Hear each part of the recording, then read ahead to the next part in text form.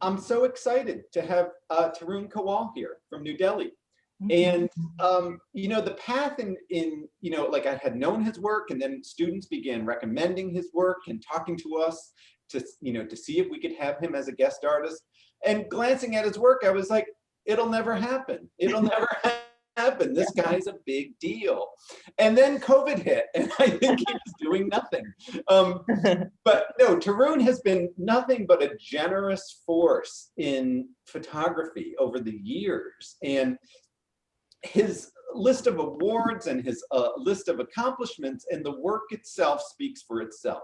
And we won't even list those things. But what really strikes me about him, and then talking to his assistant this morning, is his real embrace of wanting to share his story, being very empathetic to the challenges that we all face in trying to decide if photography is the path for us, and dealing with our family challenges and societal challenges to see if this is the path.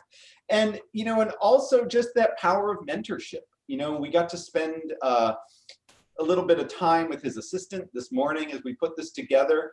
And, it was fascinating to me that his assistant was from a similar background, a little bit to him.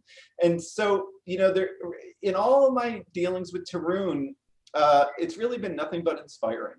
And so the work, again, speaks for itself. It's been fascinating this week to just pack our Instagram account with work after work of Tarun's and seeing what the students respond to and what work speaks to them by sharing it in class.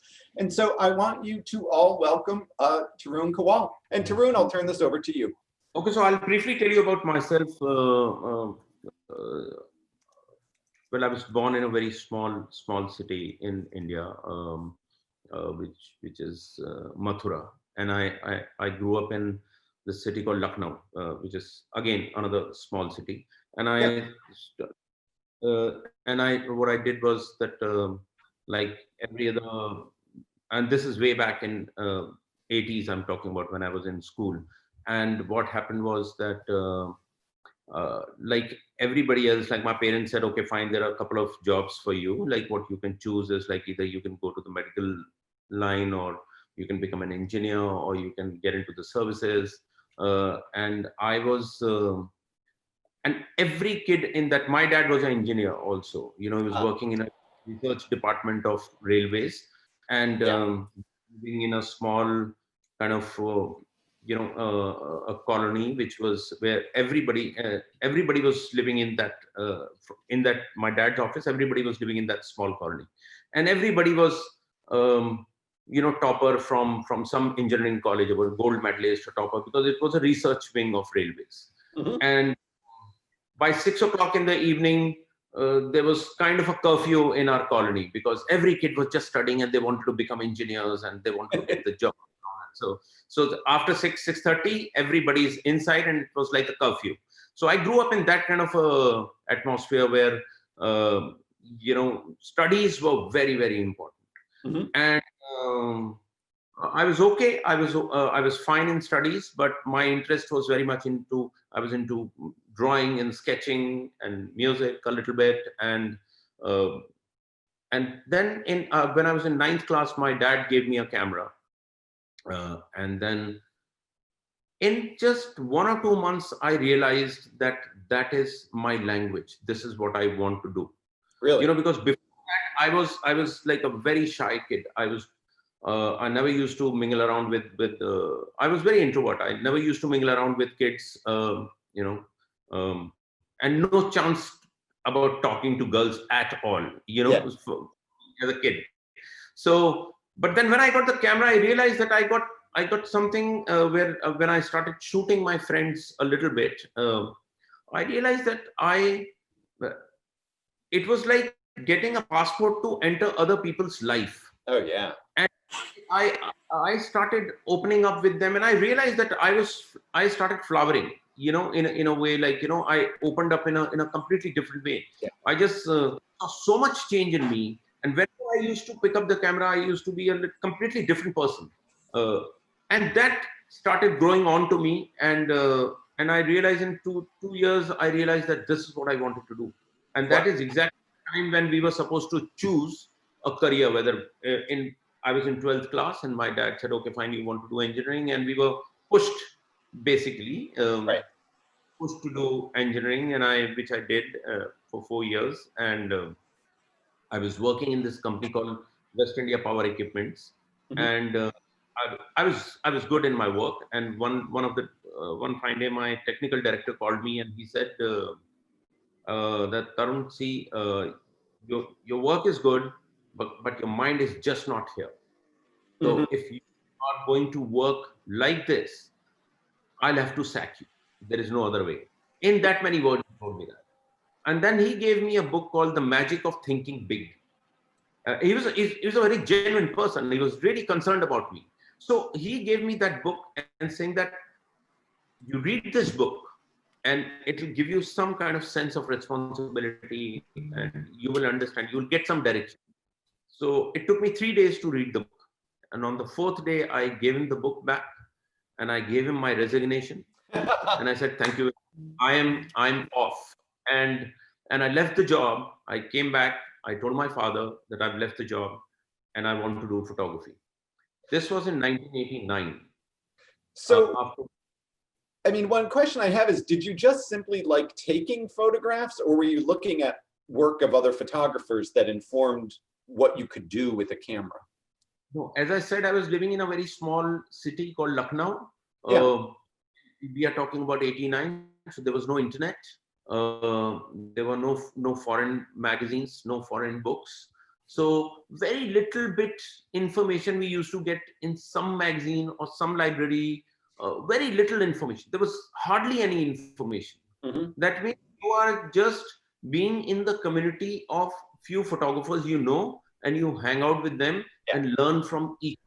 So there were few friends of mine, those who were also doing photography. I became friends with them, Right. and slowly started growing up in photography. Like when I picked up, I remember uh, when my when I decided to take a professional camera. Uh, this is way back in school only. When my dad gifted the camera, after that I told him, after 1.5 years, I want a little more professional camera. Mhm. And so he said, why don't you come with me to one of the photographer. I'll take you. He's a staff photographer in my office, and he'll explain you, and we'll talk and discuss and figure out what to take. And I said, I know what I want. So I don't have to have a chat with someone else. So he said, no, you come, because he's an expert. What do you know about photography? He's an expert. He's been doing it for his livelihood and all that. So Yeah. I went to him. This guy spoke to me for almost like half an hour, 45 minutes. And then he tells my dad, um, that your son is a little crack. Okay, so Ooh, I don't like don't get him what he wants. He's got something about him, but he's not sure. And please don't buy him stuff he's asking for, because that's useless. that. Oh, Anyway, wow. somehow I convinced my dad to get a little bit of whatever I wanted. And uh, and to cut the story short, the same guy I met after many years, when I was already kind of happening, and there were articles about me and television programs about me. And my dad was getting retired in the job, and I went for the retirement party, and the same staff photographer was shooting there. And so he met me, and he again spoke to me, and he said, well, I'll still say the same thing, that you're still something, there is something wrong with your head, but there is something about you that you've cracked nicely. So the same thing happened actually. So I left the job. I came to Delhi, which is capital of India. And I met this photographer, Prabodh Das Gupta, and I wanted to assist him, but he had won the YSL award, and he was going to Paris for 2 years. So he said that I'm off for 2 years, and I met Hardev Singh, who was my first, I can say, teacher or guru. He's a very well established interior photographer. He shoots only 5-star hotels, and does interiors for them. Mhm. I was for a year. Then I moved to Mumbai, and I started working with Atul Kasbekar, who at that point of time, this was in 91, he had just finished his course in from Brooks Institute, and he came back to India, and he was starting, and I joined him. So like this, and then after 2-3 years, Prabhuda was back, and I came back to Delhi. But one interesting thing which happened in between is when I left my job and I told my dad that I want to do this. My dad offered me a situation. He said, "Okay, I understand you want to do photography. Why don't you try this? Take 1 year leave from your job. Try this. If it works, it works. If it doesn't work, you can always come back to your engineering job." Right. That got me thinking. I said, if I will go with this mind, that if it works, it will work. Otherwise, then already have something to fall back on. I realized that's not going to work with me. I have to burn the bridges behind me. So, I read that thing somewhere, that, you have to burn the bridges behind you. And like stupid at that time, I was too young. And what I did was I took all my certificates, A to Z, of my entire education, and I actually burnt them. Actually, Oh, you literally like put them in a fire? I don't have any education certificate right now. If I want something, I have to go to the college and reissue them. But I really burnt them. I said, if there'll be any situation that I can go back and fall back on my job, this journey is not going to be easy for me. I mean, I don't know anything about photography. There was no such, I had no idea anything about there is something called fashion photography is separate, and interiors photography is separate, and food photography is separate. And there are branches of photography. I just thought photography means photography. And, that is how I started actually. So, oh, I have a question there. So it sounds like though your dad was supportive to a degree. Would you agree? Yeah. My dad, he was fine. He was actually fine. That he understood that, because I was saying this for many years that I want to do photography. He was fine with this idea, but he had his fears actually. My mom was actually much more upset about, I'm not really upset. She was very worried about this thing, that what will I do? Because all other kids were getting jobs and all that. And I was here trying to restart my career. Yeah. And we were entering, which I had no idea about. When she used to ask me, like, what will you do? And I used to tell her, I don't know. I'm sure I'll make some money, which will be good for me, but I'll be really happy. I really want to do this. At that time, I had no idea that there is a possibility for me to become so big, or I can make that kind of money. I had no idea. Or my entire idea was that my pictures I wanted to see in a couple of magazines. That's about it. Right. So, and then once I started off my own, then there was no turning back, and it just all started falling in place. So I'm really thankful for that. But at the same time, in the very beginning, information was very less. There was no internet. For us to figure out how to grow in photography was very difficult. These days, you can just open internet and then get all the information. In those days, it was very, very difficult. Well, did you have libraries that had photo books in them? Sorry? Would you have libraries that would have photo books in them?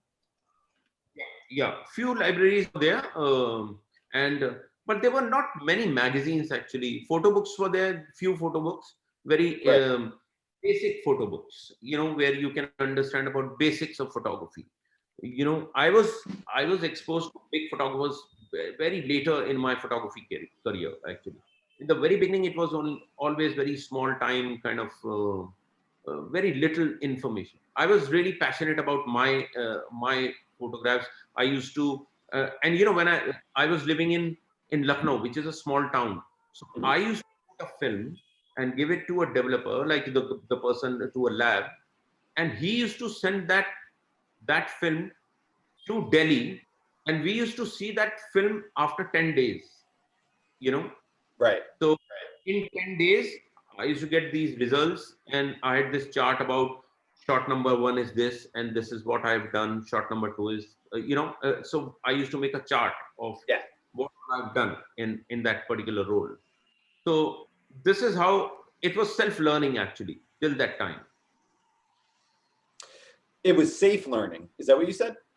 Yeah, it's self-learning. I'm saying Oh, I was self-learning. Oh, self-taught. Yeah. I was putting myself, making my own notes, trying to figure out things. And, I had this engineering background, so I used to make my own lights, my own stands, my own boom stands, these kind of things I was doing because all the equipment we were, in India, the equipment was not easily available. Now everything is very easily available because all the brands are here. Earlier in those days, the equipment was very less, legally getting equipment was very, very expensive. Yeah. Yeah, so these problems were there at that time. Oh, interesting. Interesting. Are your parents still alive? Sorry? Are your parents still alive? Yeah. They're very much here, and they live with me, and we all live together. Oh, you had mentioned that. Oh, that's right. That's right. Oh, I forgot that they were the same people that were like, yeah, steering you when you were young. Oh, that's fascinating. So they appreciate your success, I take it. Oh yes. It took them some time to, because till the time I was assisting, they were very worried. Later Yeah. on, they got okay. Every parent is concerned for their kid. I mean, that's just their nature, really, and they want their kid to be successful. So Yeah. when you meet young photographers now, though, is there any advice you give them? Well, now the time has completely changed, especially now. In last, I would say, 6 7 years, the time has changed big time, like in a completely different way. Now you have more information. You can, it's good and it's bad also. You're bombarded by images. In early days, I was not bombarded by images when I was starting. So. Yeah.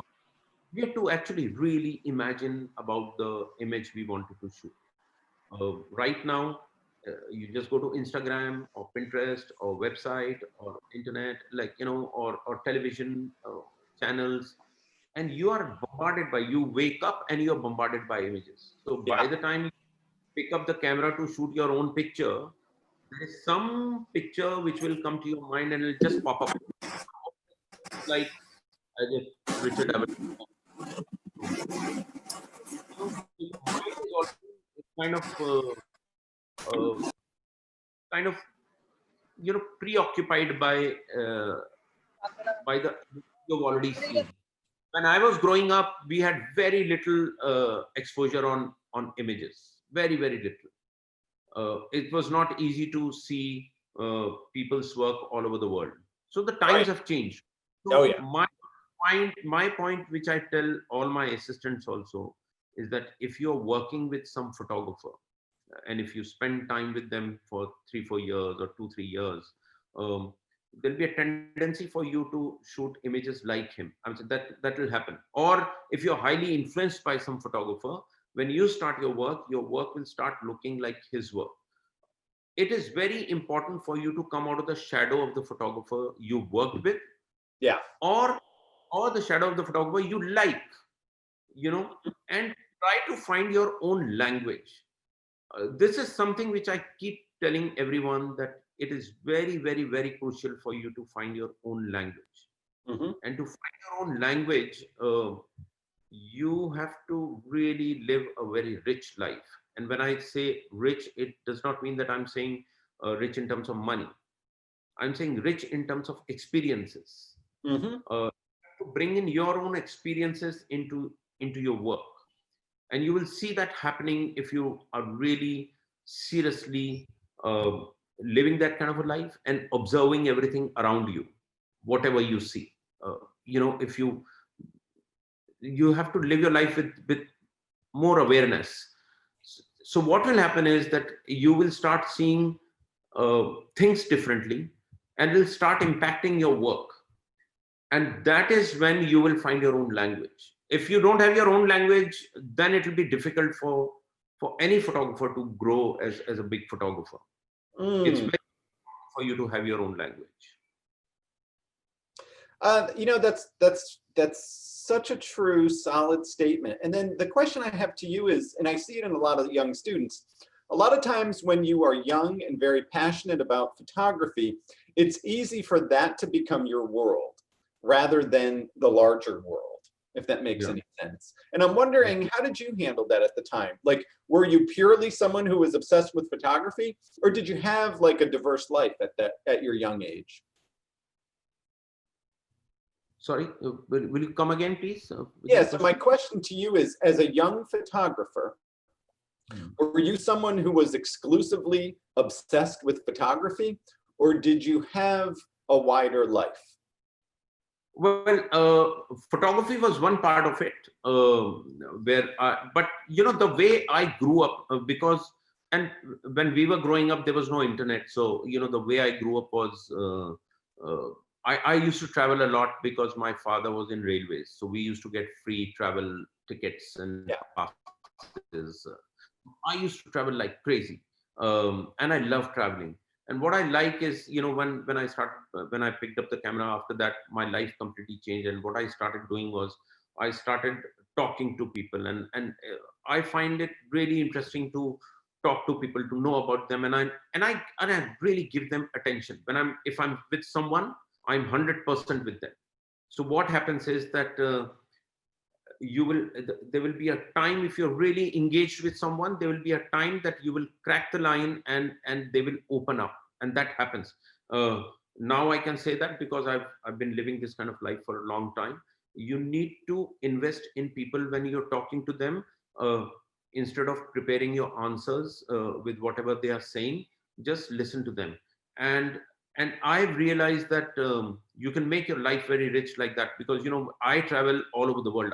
There is hardly any country which is left where I've not been to, but I've been to almost like every country. And when I go, I travel, I sit with people, I talk to them, and I spend time with them. It's important that if you're taking a car and going somewhere, if you find some place, if you sit, have a chat with them, and have a conversation and observe. We really need to, as a photographer, we really need to touch life. We really need to learn how to listen. It's not about just hearing, because you've got ears, you've got eyes, you open them and you will start seeing it. That is something else. But you put some attention while you're seeing something. When you put your attention, when you're listening to something, it changes your life.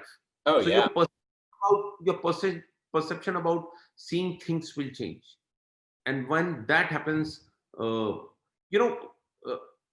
keep telling my assistant that when you're trying to click the picture, there are things, if you pick up the camera, there are things which will go in front of you. You will just watch them going. And there are incidents which will happen. The sunset is happening, and there's some woman going, and there's some people going, somebody in the bike or whatever.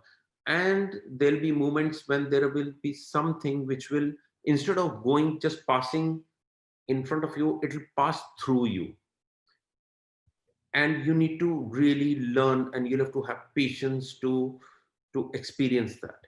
Oh, yeah. When it starts passing through you, that is when you get goosebumps. Sometimes you get tears in your eyes.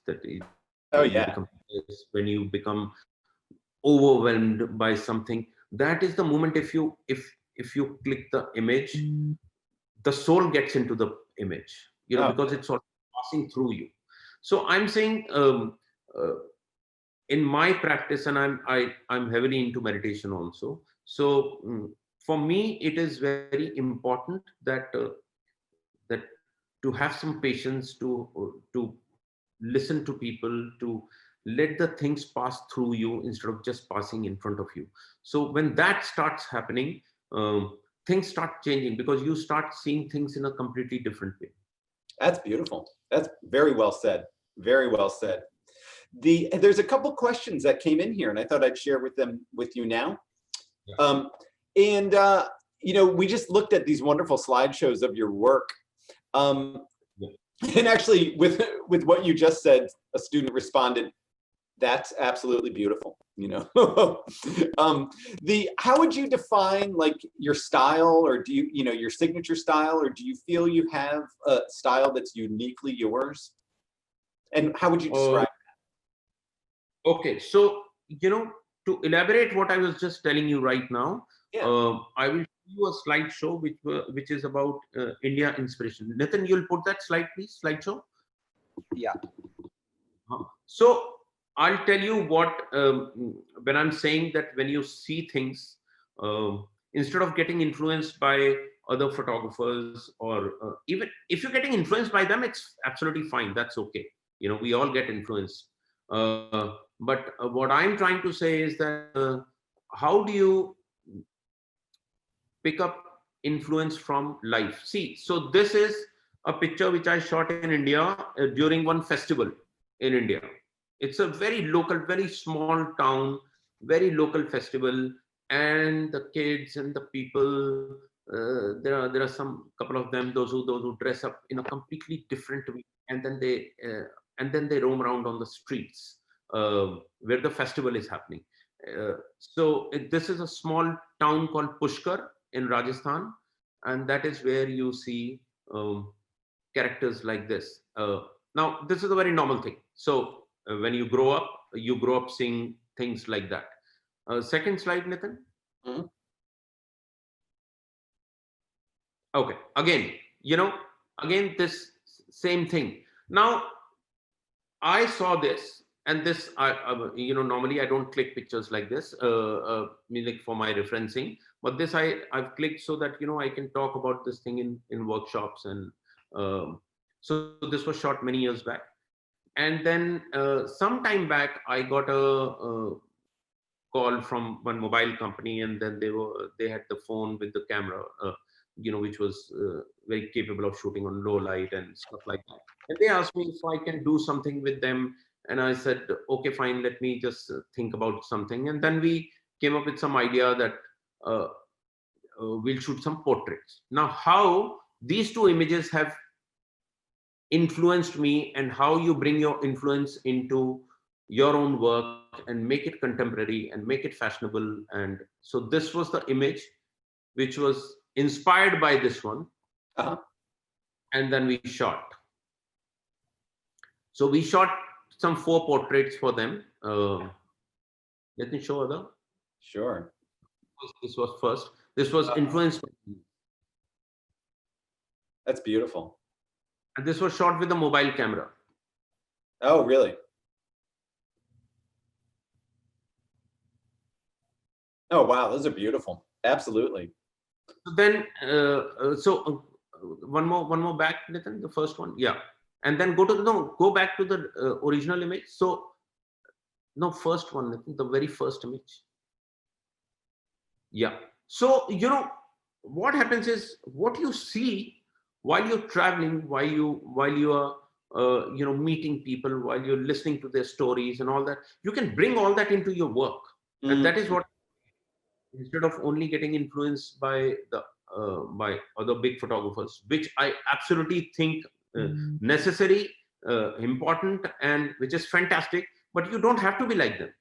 uh, they have their own story, and you can tell your own story. So you need to bring in your own style uh, in your work. Okay, Nathan, you will go to my picture then.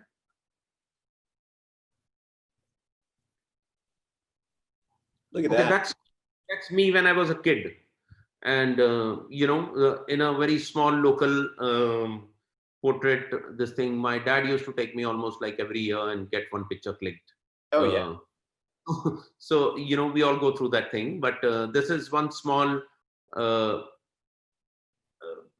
studio in Lucknow, and where I was very young, and then that's when this picture was shot. But this stayed with me.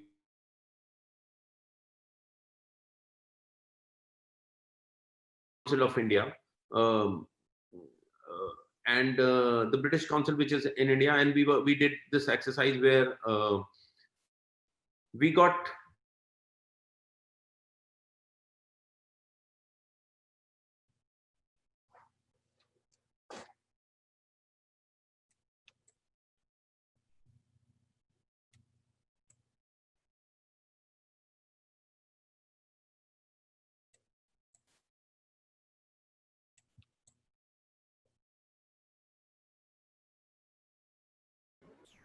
I guess we're facing some technical glitch here. Yep. Take your time. Yeah.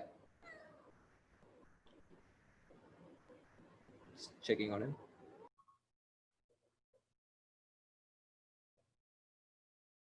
Thanks, Anthony.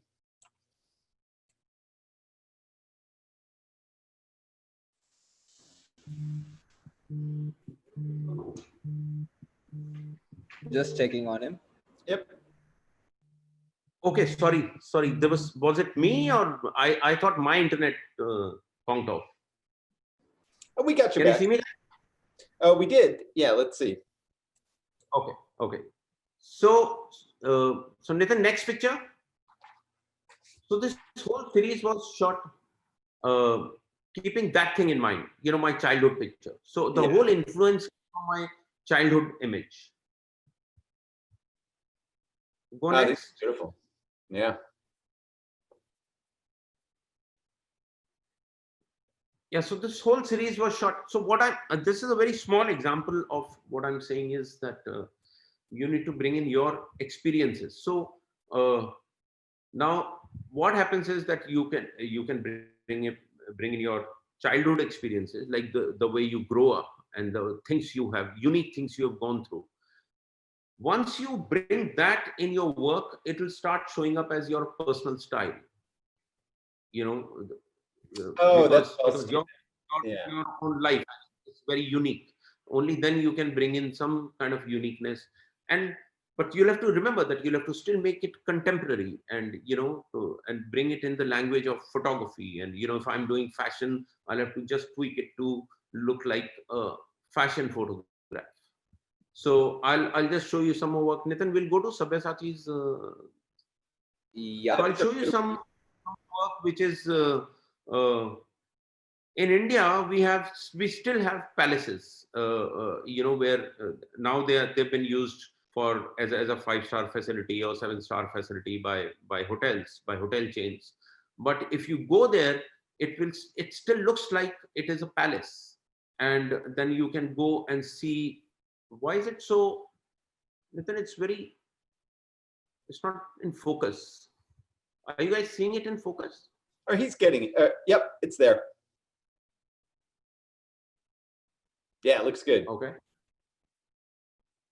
All right. So if you in India, there are still palaces where you can go and you see, and then you can see this whole very rich kind of heritage. The ethos of this country is very, very different. The way people used to live earlier in big houses that they were known as havelis or palaces.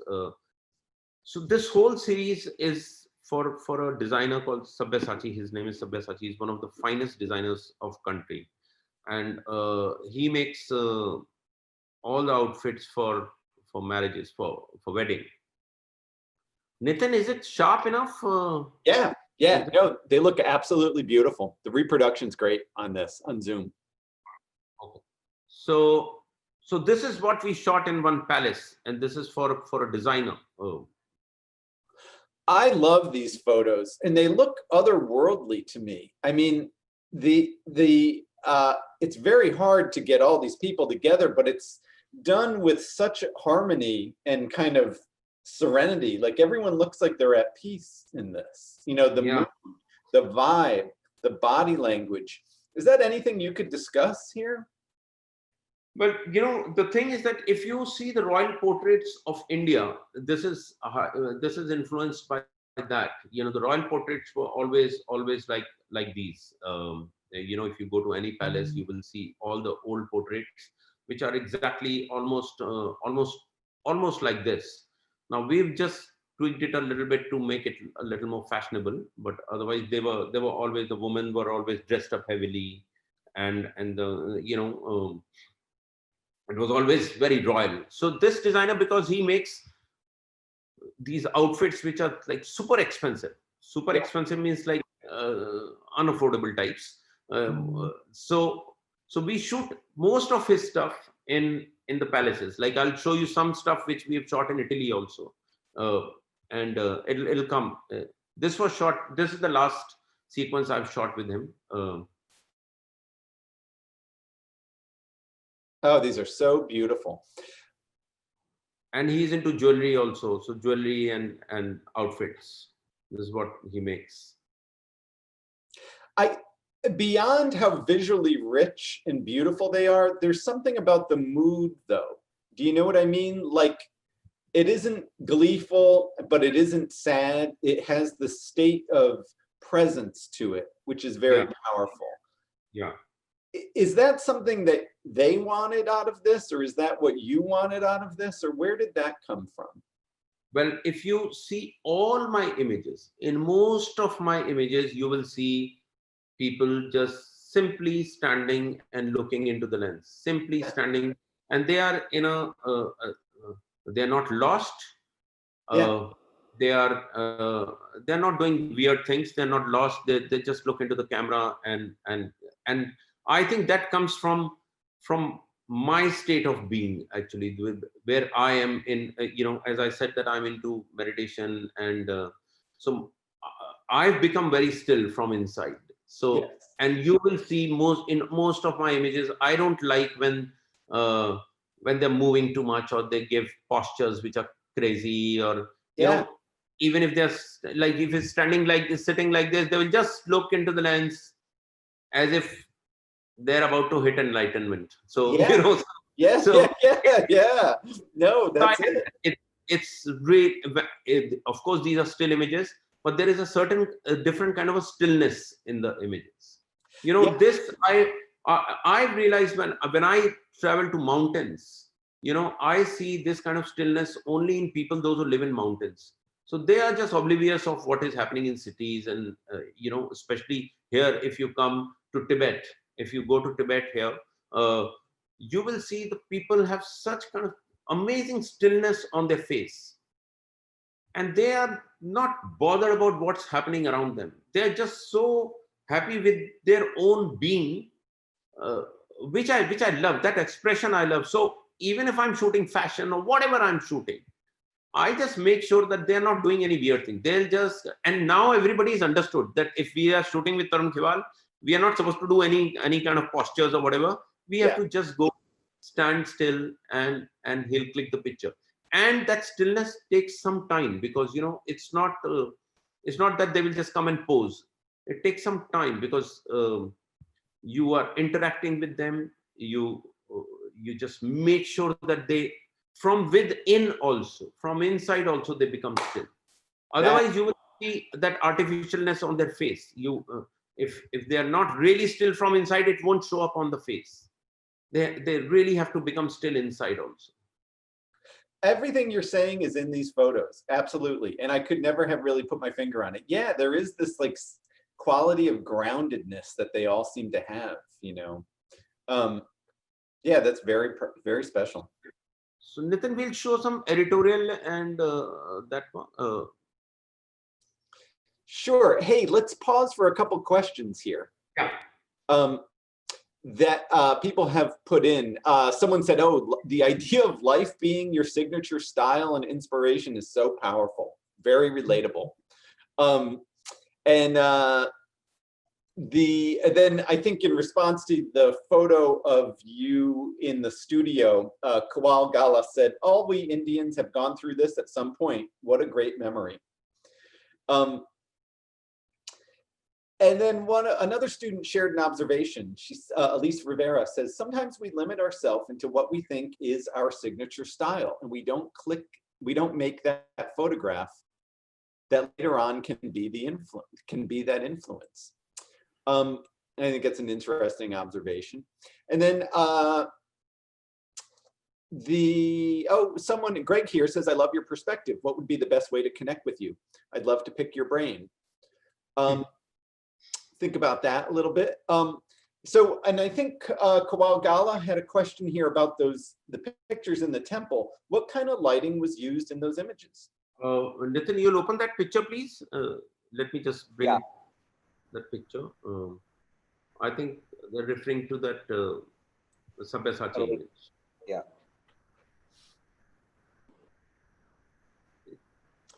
And then I think as a backup question to this, Sean asked, he's also— Is it from this series? Are they talking, is it from this series? Yeah, I believe it's that from that series. Is that correct, Yes, Khiwal? the series. Yes. Okay, so are you referring to this picture or some other picture? The very first one? Nitin, first picture, please. Yeah, Yes. this one. Yes. All right. So what's your question?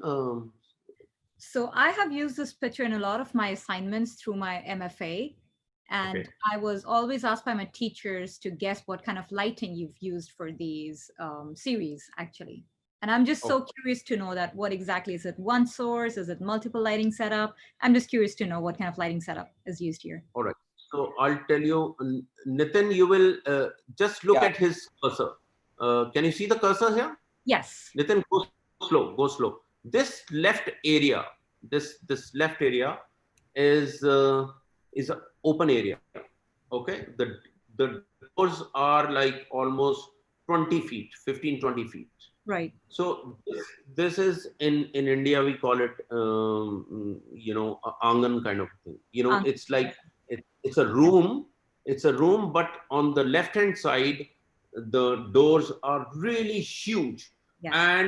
and they are almost 15 to 18 feet to by 30, 40 feet. So towards the length.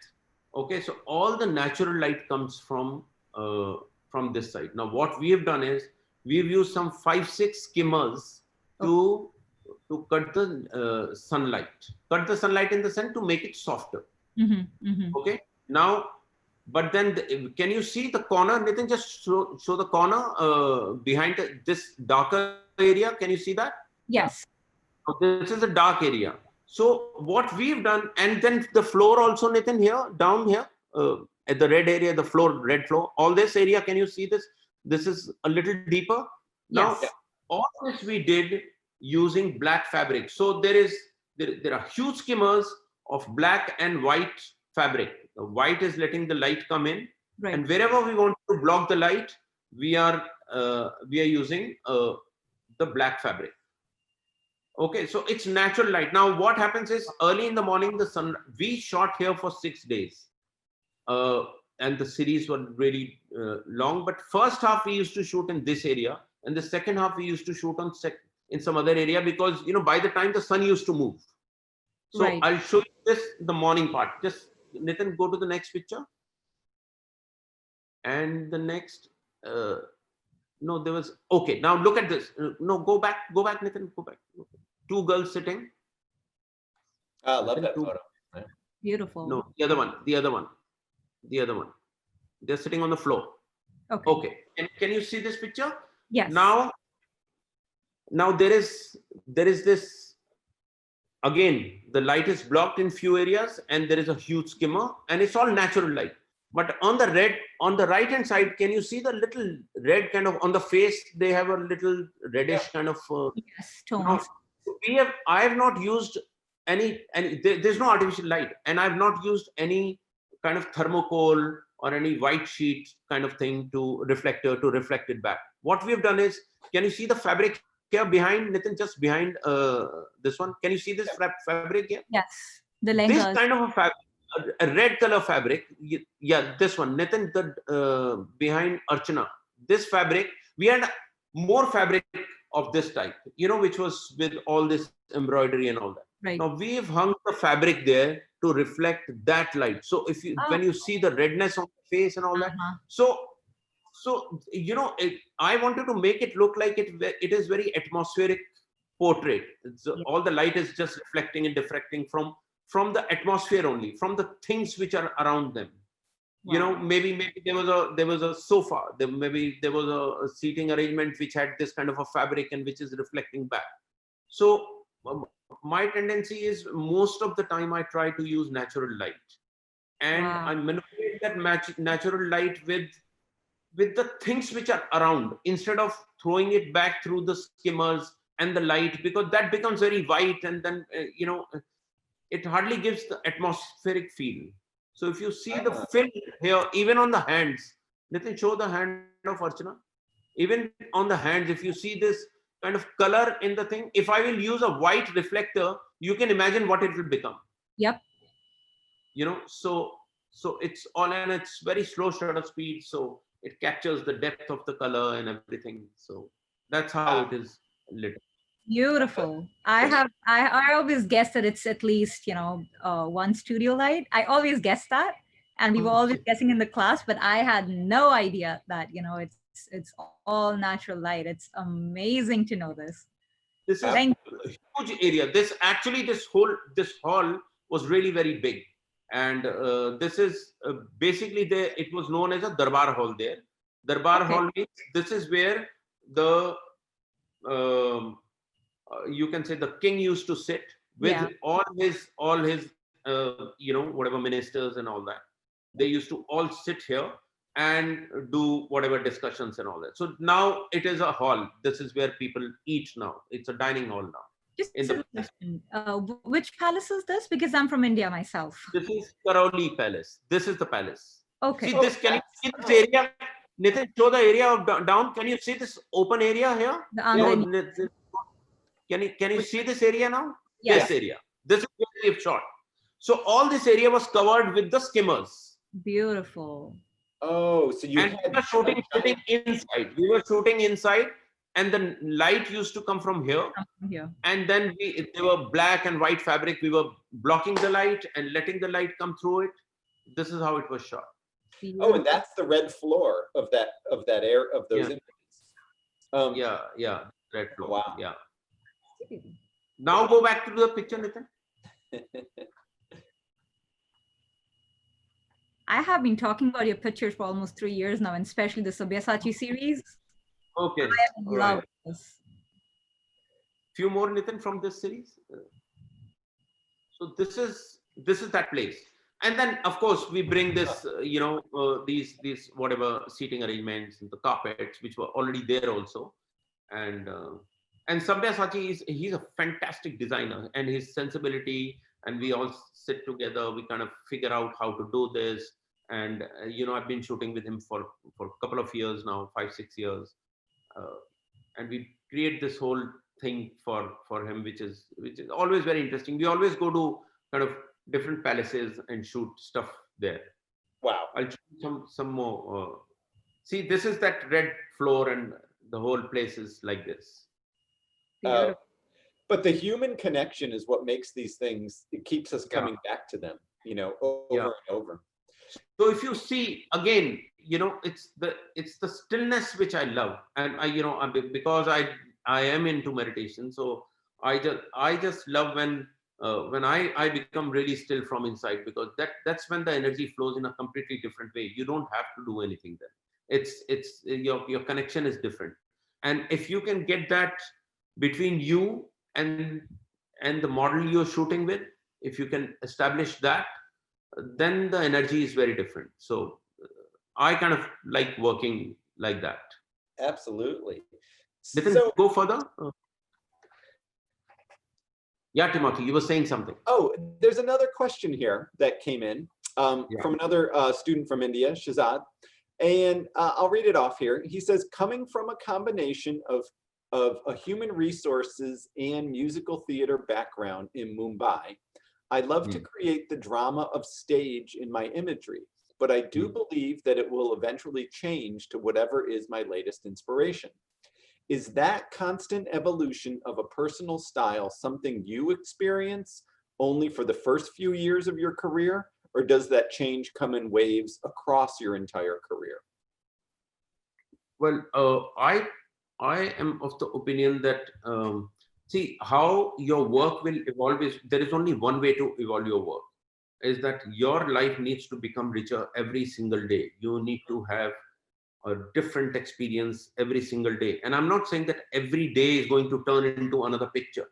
Yeah. But you need to believe in living a life like that, where you live in such a way, you live so passionately, doing whatever you are doing, whatever, it doesn't matter. You're having a coffee at Starbucks, you can still observe things in a completely different way. You need to learn how to see things, so once you have a life which is getting richer day by day, of course your experience will become richer, and it will start showing up in your work also. It's, imagine if you go to only studio and just try to create something every single day. The evolution, if you're a great artist, it will be there, but then it'll be limited. Uh, the human element will be missing. The atmospheric element will be missing. When you go to a space, when I go to some space, when I say, for example, I was in this palace first thing in the morning, first day when I reached there, I just go and sit and I do my meditation there. Now, why is that I do meditation? Is that I personally believe that because, and I'm a science student also, I know scientifically also and spiritually also that everything is energy. So for me, it is really important that if I am shooting in this space, I'll need support from that space, from that place. And every space has its own energy. So I sit and I try to merge my energy with that space. That if I'm shooting in this palace, for example, I'm sitting here first thing in the morning and trying to build up my rapport with the space first. The palace, the room. I'm not saying the people. First, the room has to allow you to shoot. First, the energy of that space has to allow you to, once you merge your energy with that, and that's when you bring your model. And then you start having that conversation with the model. When you connect with the model, and then the space is helping you. I'm telling you, that's the most beautiful spiritual thing which can happen to you. The images will fall onto your lap. You don't have to do much. They will, because you're letting things happen. You're allowing things to happen. And when that starts happening, all this stillness and all this, you will start seeing magical things happening around you. So my idea would be, what I can say is, this is what I tell every assistant of mine, try to live a rich life, and richness can only come with getting involved with whatever is there around you, to observe things, to have a conversation, to have a dialogue, even with, don't think that if I'm in some room, in some studio space, it's empty and I'll have to do everything. No, first you have to believe in that studio space has energy, and you have to bring in your energy along with that energy. Once that synchronicity starts happening, then you will see cohesively the picture will fall onto your lap. Nothing much you'll have to do. That is powerful. My question to you with that, and I think that probably all of us have had hints of that happening, did you feel like you had that skill and that knowledge early in your career, or did it come later? No, it grows, because now I can say my life is richer. It was not so rich early, but when I was a kid, I was trying all kind of things. But early in my life, some 24 years back, I met my guru who gave me some kind of meditation, who guided me, and things changed for me. I started seeing life in a completely different way. And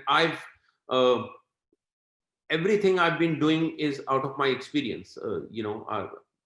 I've just assisted 3 photographers. I've never been to any college. I'm not saying it's not important. All I'm saying is that I've never been to any college. But whatever I believe in, whatever I think makes me happy, I just do things like that. I mean, bringing a red fabric there, picking up instead of a thermocol or instead of a reflector, just came out of this experience only. It has nothing to do with I don't think it is taught anywhere. Any photographer can teach you. It will come from your own experience. You will make your own things to make your picture look perfect, because then you're trying to make it as your image. That's beautiful. That's fine. I don't know whether that answers her question or not. That person who was asking me about this. It does. Thank you so much. It does. Thank you so much. Oh, all right. Thanks. That is So inspiring. Nitin, we have something. We'll show some other stuff. I'll show you some. Yeah. We've shown this entire Sabyasachi series, Nitin. Yeah, we've So shown this this whole entire designer, series. Nitin, there was other HMI stuff also. Keep going. Okay, this is shot with one HMI and one reflector, one small HMI. This was shot in studio conditions. This is not shot in any palace. This is a studio picture. So, but if you see, I've just shot it as if, like, you know, there was some window light which was coming in, and then, you know, we've used some reflectors and stuff like that. Yeah. Yeah. No, it still feels simple for sure. This is studio as well? Yeah, this is studio. Yeah. Same HMI and one kind of big reflector. Yeah, those are beautiful.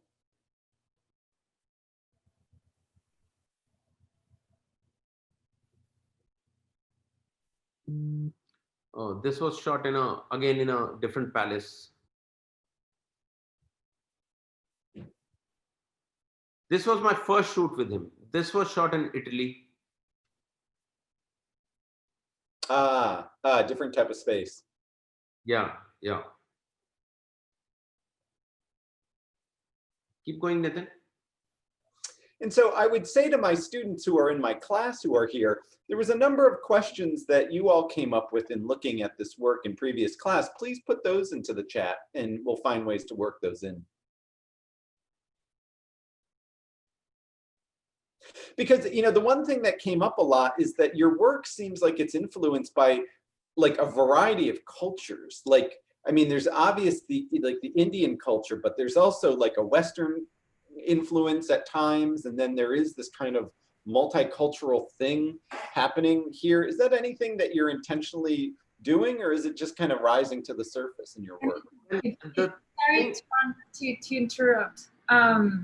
It's actually, that was my question, because I saw your images influenced by Frida Kahlo. Frida Kahlo is someone that is like huge influence for me. But I think you already answered that question by saying that it's really important to be out there and traveling. You travel a lot. So I can see, well, it's definitely, we can see in your photography that influence from different cultures, and how do you use them with your own style? That was essentially my question last night. How do you come up to be like looking out there? Because obviously we think students, I don't have money, whatever. I'm in India. How do you got to know about Frida Kahlo, and how do you got to know about this like culture from this side? And it is that. It's like that constant influence of like learning and going through experiences. I think I can see that now, and it makes completely sense. Yeah. Also, you know, because we have just one life, and then when you travel, you can travel like a tourist, or you can travel like a traveler. Now, traveling like a tourist is like you'll go to all the places which are listed in the tourist map, and then you'll just see and have coffee and come back and, you know, click some pictures, post it on Facebook, and then there you go. You know, all your friends know that you've traveled to Greece or Italy or whatever. Or you can travel like a traveler and do some backpacking, or you can just wherever you go. If you're in a small restaurant, like, you know, I remember I was in Iceland last year, and my daughter got up early in the morning, and she said, she said, Papa, there is this lady who's growing organic tomatoes, and she makes amazing soup. So we should go and have some soup there. And I said, okay, fine. So let's see how far it is. And it was 140 kilometers. 140 kilometers. And I said, okay, so let's drive. And we drove. And that day was just spent on this thing that my daughter wanted to have soup in that place. And then we went there, we chatted with her, and she told us about each and everything, each and everything. I will just tell you one small story about, there is a watch company called JLC, which is known as Yagalaputra, and Swiss based. And I was just taking one watch for my wife, and in Switzerland, and and I was sitting with her, and this lady was explaining about that watch, that it has been signed by this person who's made this also. And then she started telling me about that person, and that, he lives in this village, and he's got two daughters, they go to school, he's got these goats and sheep, and he makes some amazing cheese, and she's on and on and on and on. And you are buying a luxury watch, and she's talking about how he makes cheese. But I'm telling you, the conversation was so beautiful and so deep and so passionate that I was really engaged with her. So that's like, and when she was giving the watch, as if she was giving her child, that please take care of this. That's my child types, please don't Yeah. hurt. So all I'm saying is, she's selling a watch. I'm from India. This guy is somewhere in Switzerland, in some small kind of village, in some mountain. Do you see the connect here? And she connected me to that guy just through a conversation, in just 40 minutes conversation. And I cannot forget that conversation, each and everything I remember. Now that's living your life. That's how passionately you need to live, listen, see everything, and it will start showing up in your work. So when that is called richness of life. I'm not saying buying the watch was not richness. Having that conversation was priceless. It was absolutely priceless. So important to have conversation, important to have human touch, it's really sad that we are going through COVID times, and I don't know when will that end and how can we have that connect, but it's important. Once you have, and when you live that on day-to-day basis, your evolution is going to be very, very different. And once as a human you evolve, your work is bound to evolve. Nobody can stop that. That's powerful. That's powerful. That's very good. Another question that kind of relates to this a little bit from Ben, who's in my class. He says, I can tell you have such a strong pride in your own culture through your images. So my question is, these cultural elements come out naturally, or did you create the moods to create these moods intentionally in your work? And so it kind of relates to what kind of, Elise was just talking about a little bit, but like, Yeah. Is it your intention to make this work seem like it's kind of celebrating the Indian culture, or is it just in there already? Well, I personally feel that it's in my subconscious now, whether I like it or I don't like it, whether I force it or I don't force it, it just comes out, it just spills out of my being. So and because I have this tendency of allowing things to happen, when see, if you will see me shooting, I will not go and direct so much. I just have a conversation with the model, and I just tell them, okay, fine, that's your space, and my conversation is strong. But after that, I just wait for things to happen. I just don't force them. I don't want them to look like Naomi Campbell. I just don't want to shoot images like that. Yeah. There is no need for, that person will be most strongest, because if you imagine, if I'll have to make her sit like Naomi Campbell, and she's got different kind of legs and different kind of her length of the arms is different, she can't get into that posture probably. Yeah. So I just tell them that you're most beautiful with the way whatever you are, and just be yourself. And that is what I tell myself, and that is what I tell my models, and I get the best of them in all the pictures. That is true. Here's a question from myself. So Yeah. The spiritual connectedness that you have just discussed at length, like being in touch with the room, being in touch with the person. Now, if you weren't a photographer, if you did consider your engineering path, would those have been skills that you would use then? Like, I guess I'm wondering, is that approach in you, or does it relate to your relationship to photography? Timothy, you'll have to say that again. Yeah, no, it's complex. Sorry. So there is a spiritual connectedness that you are bringing to your work. Yeah. Where you're listening to the room, the studio, trying to connect with that. Yeah. Then you're connecting with the person.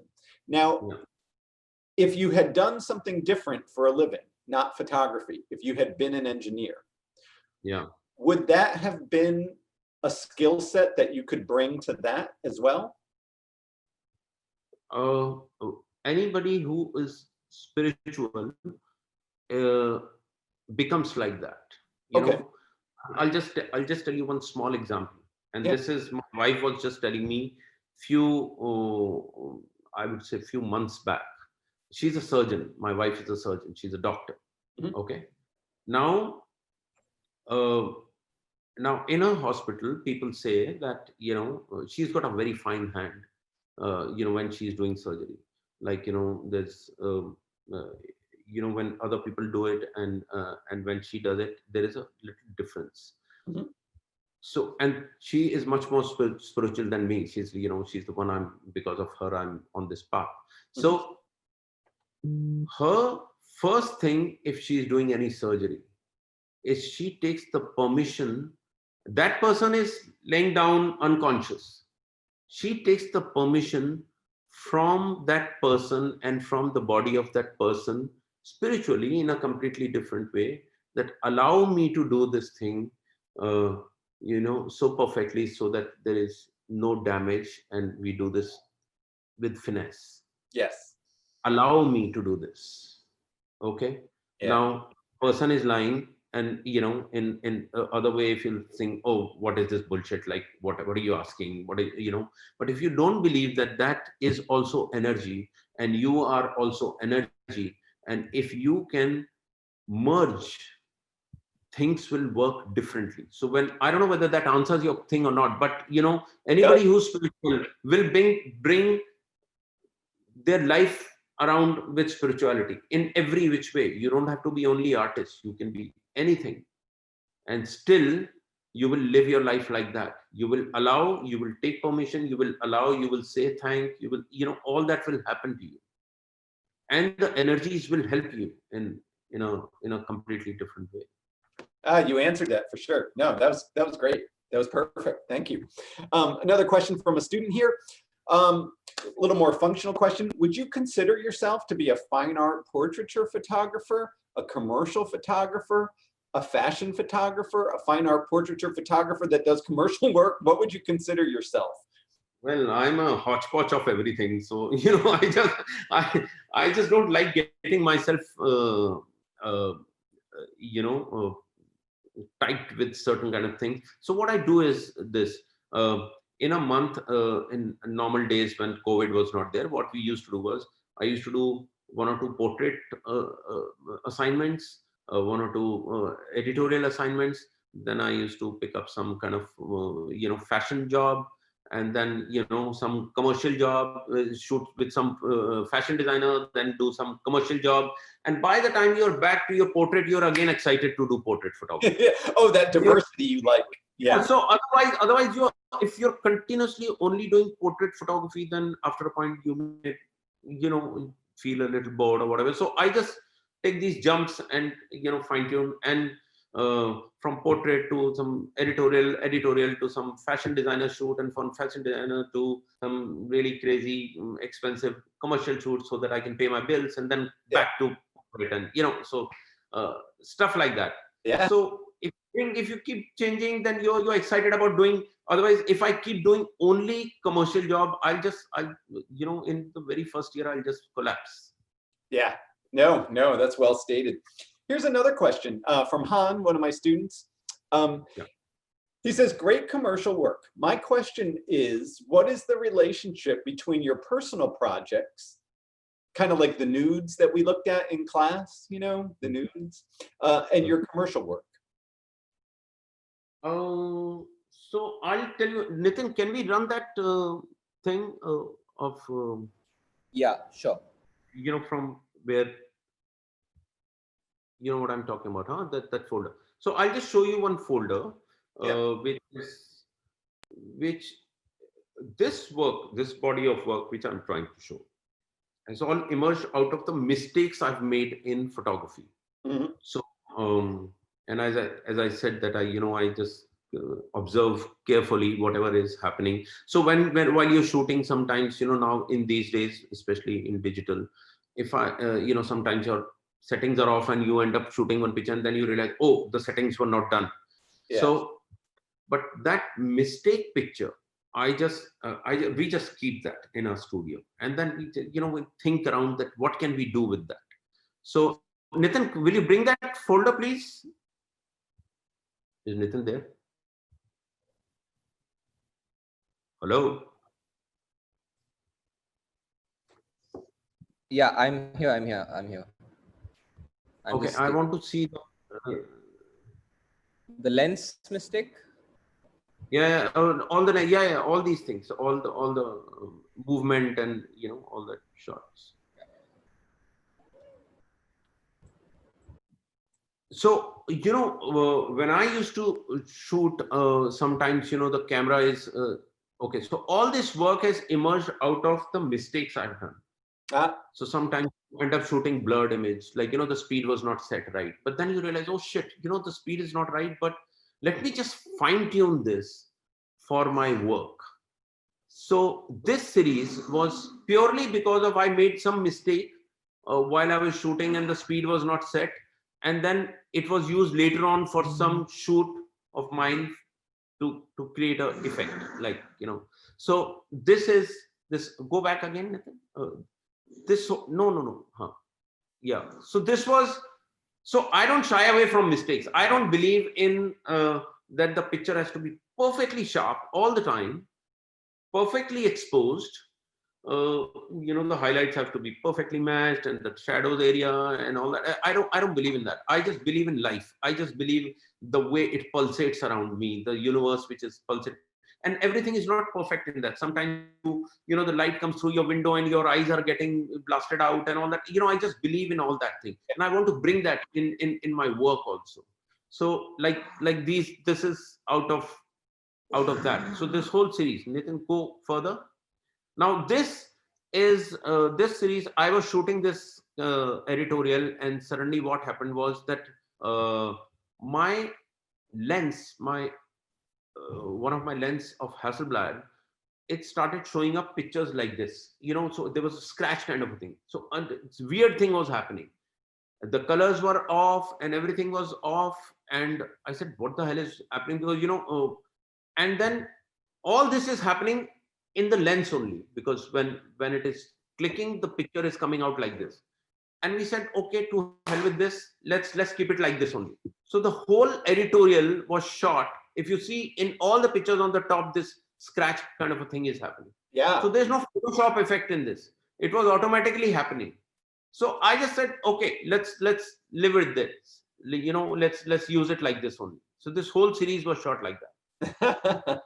There was no attempt of, oh, let's make it correct. The colors are off. What is this scratch? How will we correct this? Oh, we will not correct this. It's okay. Sometimes there are things which I call them a Zen mistake. It's fine, if it is going like that. Oh yeah, that's beautiful. Just curiously, this was digital or it was film? This was digital. Oh, it was digital. So you were seeing it while it was happening. But I was shooting on Hasselblad, which used to connect to a back through a cord. The very first one, and the P25 back of phase one. Which used to take, and this was not the digital Hasselblad. This was the analog Hasselblad, which instead of film back, we used to put the digital back. Yep. Yeah. So this was very early when the digital started actually. Yeah. And the connectivity was always a problem. Yeah. Oh, interesting. So there was the body which used to connect to the digital back through a cord, and that cord was always going wrong. I thought at one point of time that when I retire, I'll start making cords. You know, all the things which are connecting to camera, to the flash, and flash to the camera, and all these cords are just, it's big business. Go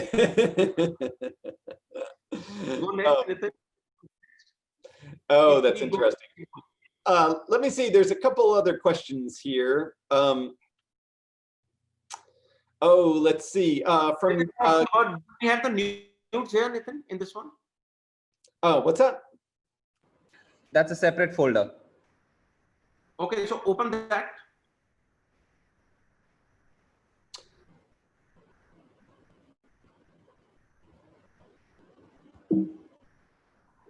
Those are beautiful. No, Nitin, open the nude folder.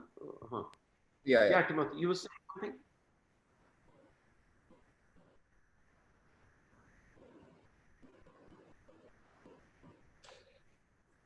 Hey, so while he's messing with that, there's another question here from Kishan. He says, can you please talk about your experience shooting Rajini Sir for the movie PETA, and what advice you'd give students about shooting with celebrities? Rajini Sir is mega celebrity. He's like, he's the biggest celebrity, you know, in India. So it was, of course, very overwhelming for me to shoot with him. And he was very kind, and he was very quick. So when you meet him, he's just like a normal person you meet, but when he comes on the screen, he's something else. So while shooting with celebrities,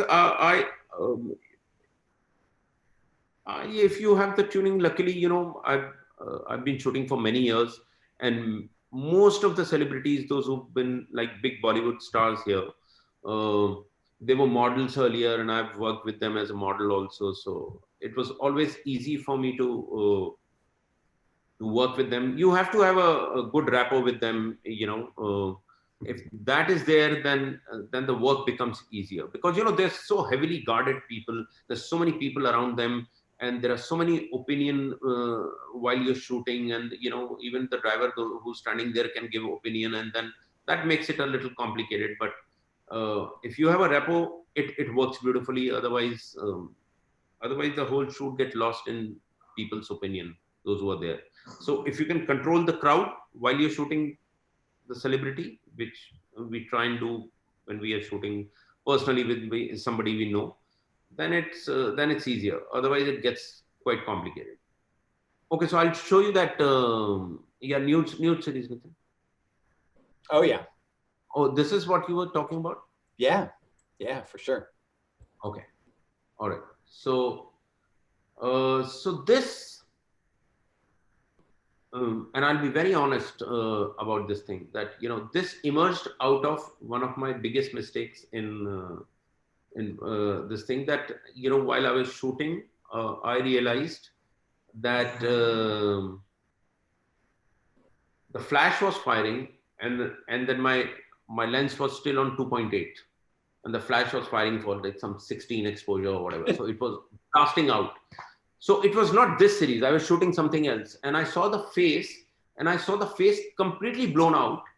And all I saw was the line between the lips. That's where the two lips were meeting, and the shadow was forming. And I realized if I do that with nudes, you know, only where the skin comes and meets, that is where you will see the lines, and it will start looking like a painting. So that is how this whole series emerged. Then I tried that thing in this thing.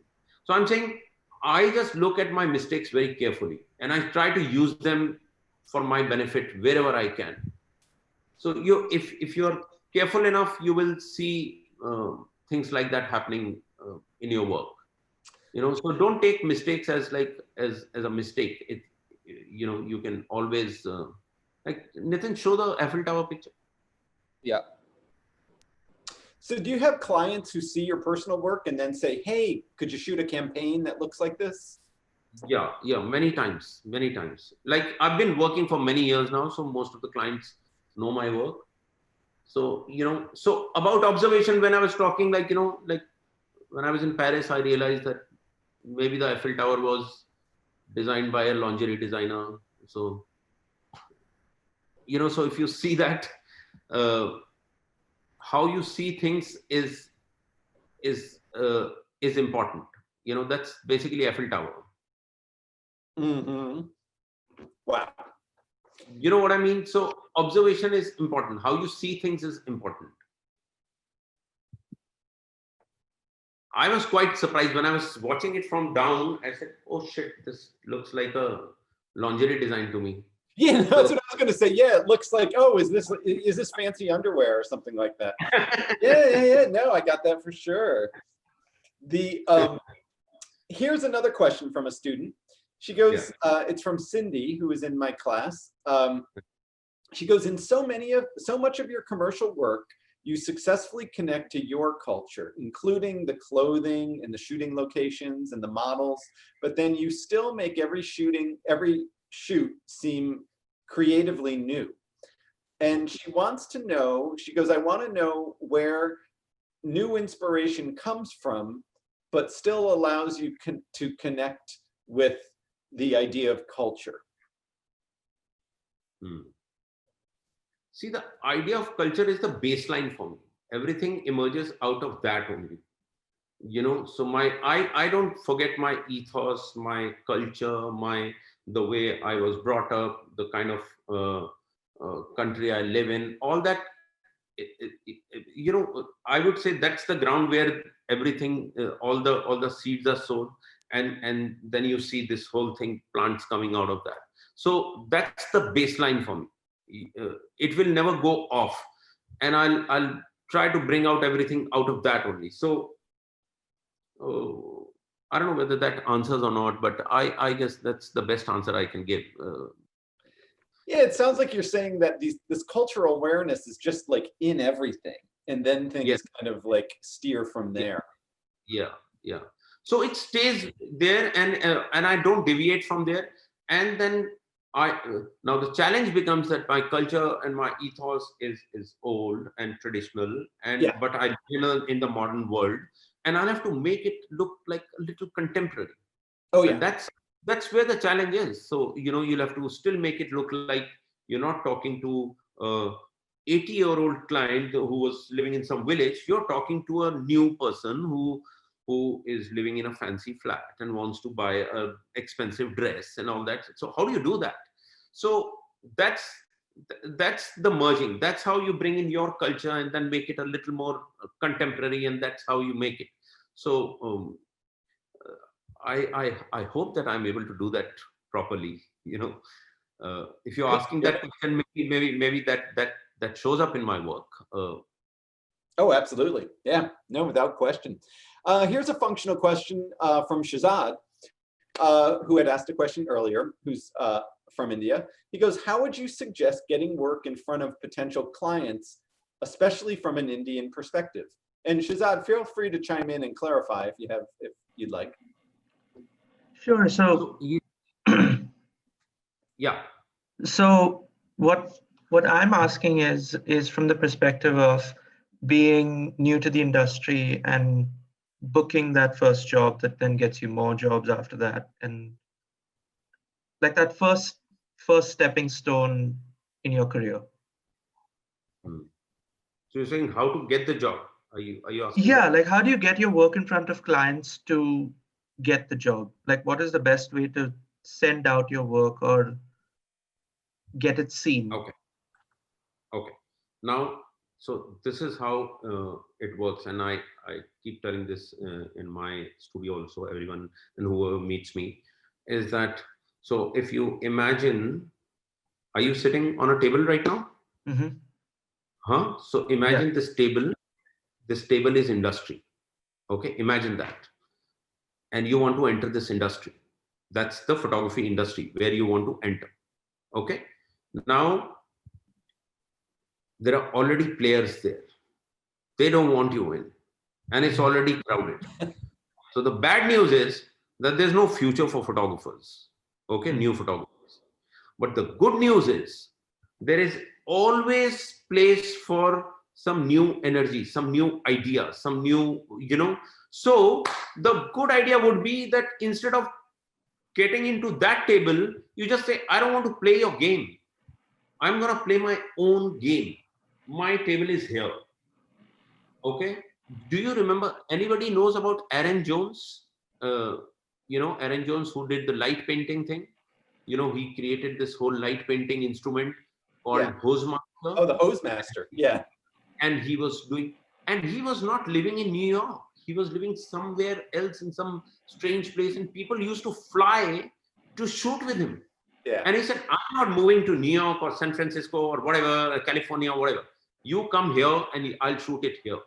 So I'm saying, so if you bring some kind of uniqueness and your language to your work, then you're not competing with those people. So if you're talking in your own language, you're playing your own game. You are bringing your experiences, your life experiences, your uniqueness into, because your life is unique. At least you have to make it unique if it is not. That's the reason I keep saying again and again, make your life rich, whichever way. And when that will happen, you don't have to go to that table. You will play your own game and they will come for your game. They will say, okay, fine, enough of this. This one looks really interesting to me because he's doing something really different. I mean, how come he's doing all these things in the world where all these people are fighting with each other, trying to prove that I'm the next Avedon, or I'm the next Stephen Meisel, or I'm the next Herb Ritz. I mean, this guy is unique. That's what you have to do. So when I started shooting some, I grew up in a very small town. Nitin, will you see Manish Arora's work? Will you show that Manish Arora's work? So there was this designer who was shooting his clothes were very colorful, and this was the time when everybody was highly influenced in my country also with Herb Ritz and Avedons and Stephen Meisel, all black and white imagery and all that. And I grew up in this small town where I used to see these small theater, which is known as Nautanki, in small theater where it was weird, like it was just too much color. And this guy made these garments. He was still in school. This is his final year collection in NIFT, which is National Institute of Fashion Technology in India. And I said, let's shoot it against these backdrops, which are colorful. And, we shot some stuff.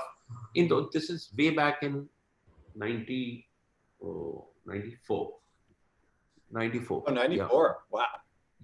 Yeah. So, so we were shooting all this at that time.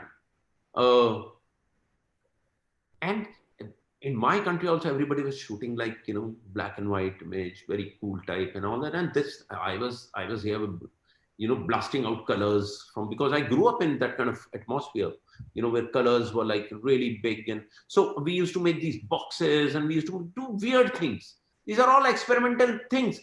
He was in school, I was young, we were just trying crazy things and we were not bothered about what the world will think, and everybody was like kind of jumping around like, what is happening with these guys, these two guys, what are they doing? Don't play the game, make your own game, whatever, it could be bad, ugly, whatever it is, we used to make these cardboard sets, all this elephant and everything is made. This is not Photoshop. This is made, the box is made in which they're standing in perspective. The back is smaller, the front is bigger, and the roof is falling on one side. All this was made by hand. The artists used to come, they used to paint these things, and they used to make all these things. And we just shot these things.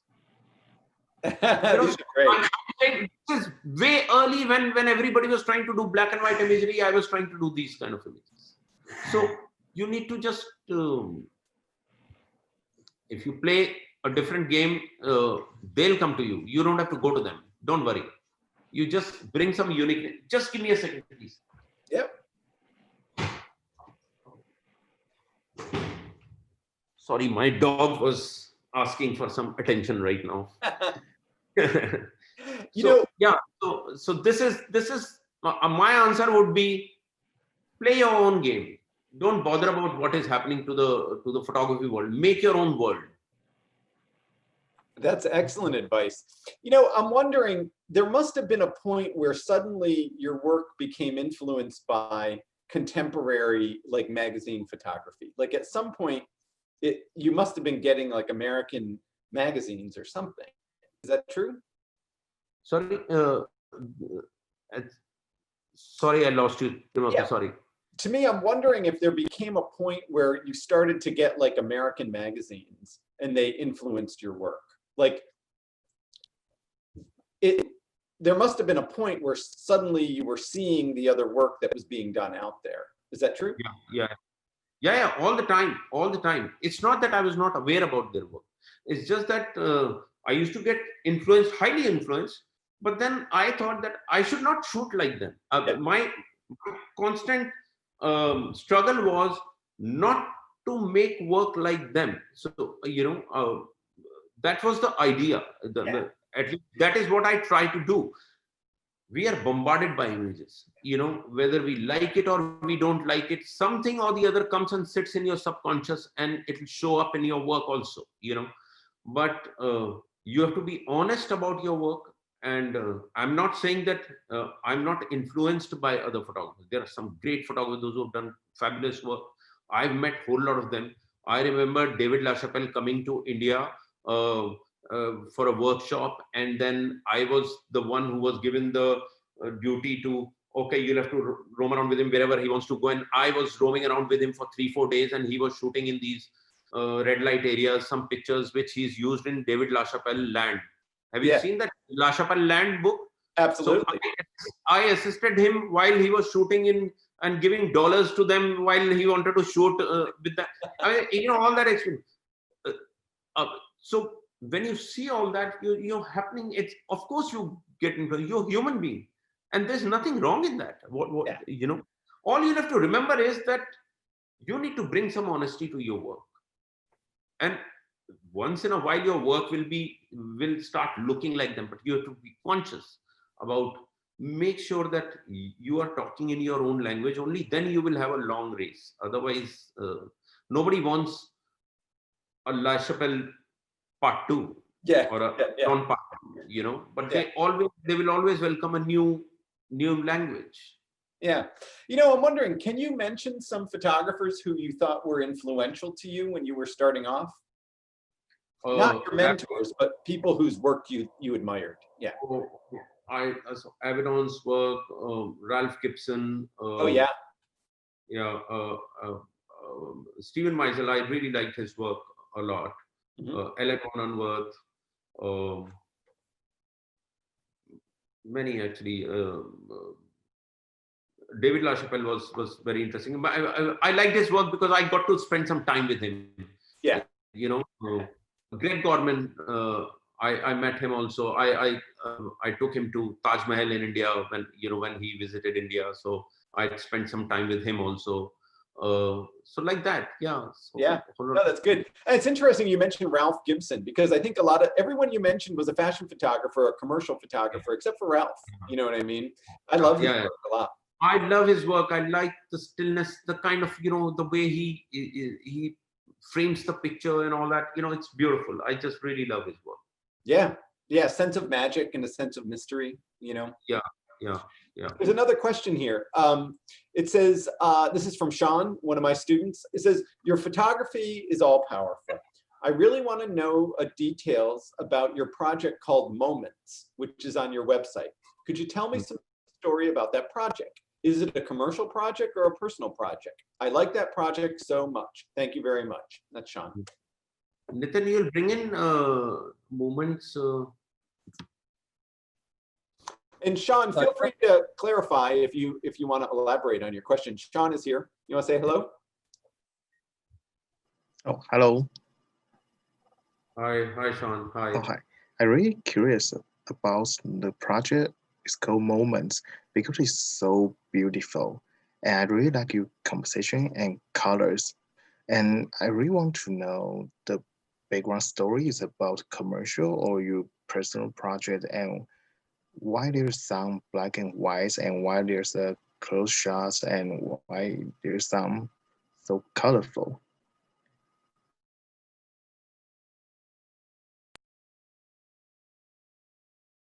Okay, so personal, like I don't work like on as if it's a project for me. It's there's no such thing as like I just start anything as a project. Whatever I like, I click, and I just keep putting things together for my. This Movements project was shot for a.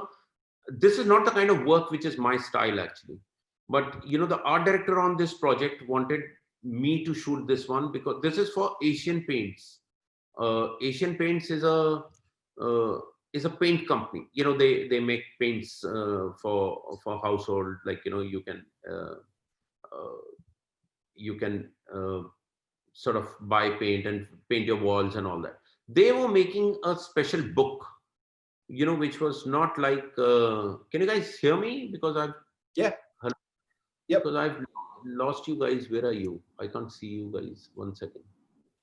1 second. Okay. Anyway, I can see Timothy and I can't see anyone else. Okay. But anyway, so this is like a project where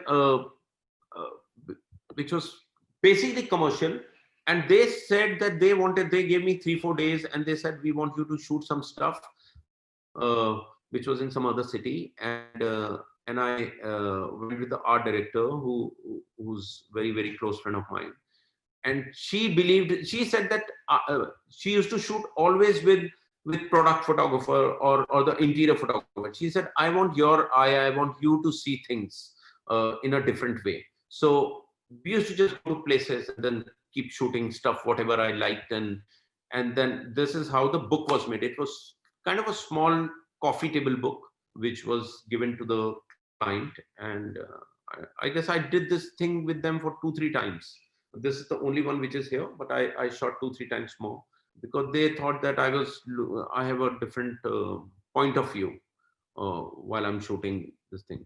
Otherwise, normally I don't do these kind of projects, but they paid me well, and then so it was good project for me. So yes, it is a commercial project, but it came out of my personal kind of work. It's interesting. I would ask Sean, what did you like about it, Sean? Oh yes, because for me, I think for the commercial project, I think it's different with another people, like usually commercial photographer. For me, I think the color is different and the view of points is a little bit different. And I think in this, I can't feel it's like commercial project. For me, I think it's some emotion in the image. It's an emotion over there. Yeah. So I really like this project. Okay. No, it's surprisingly uncommercial for a commercial project,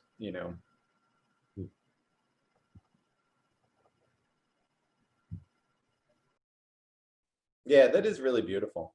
We had discussed that in class. Yeah.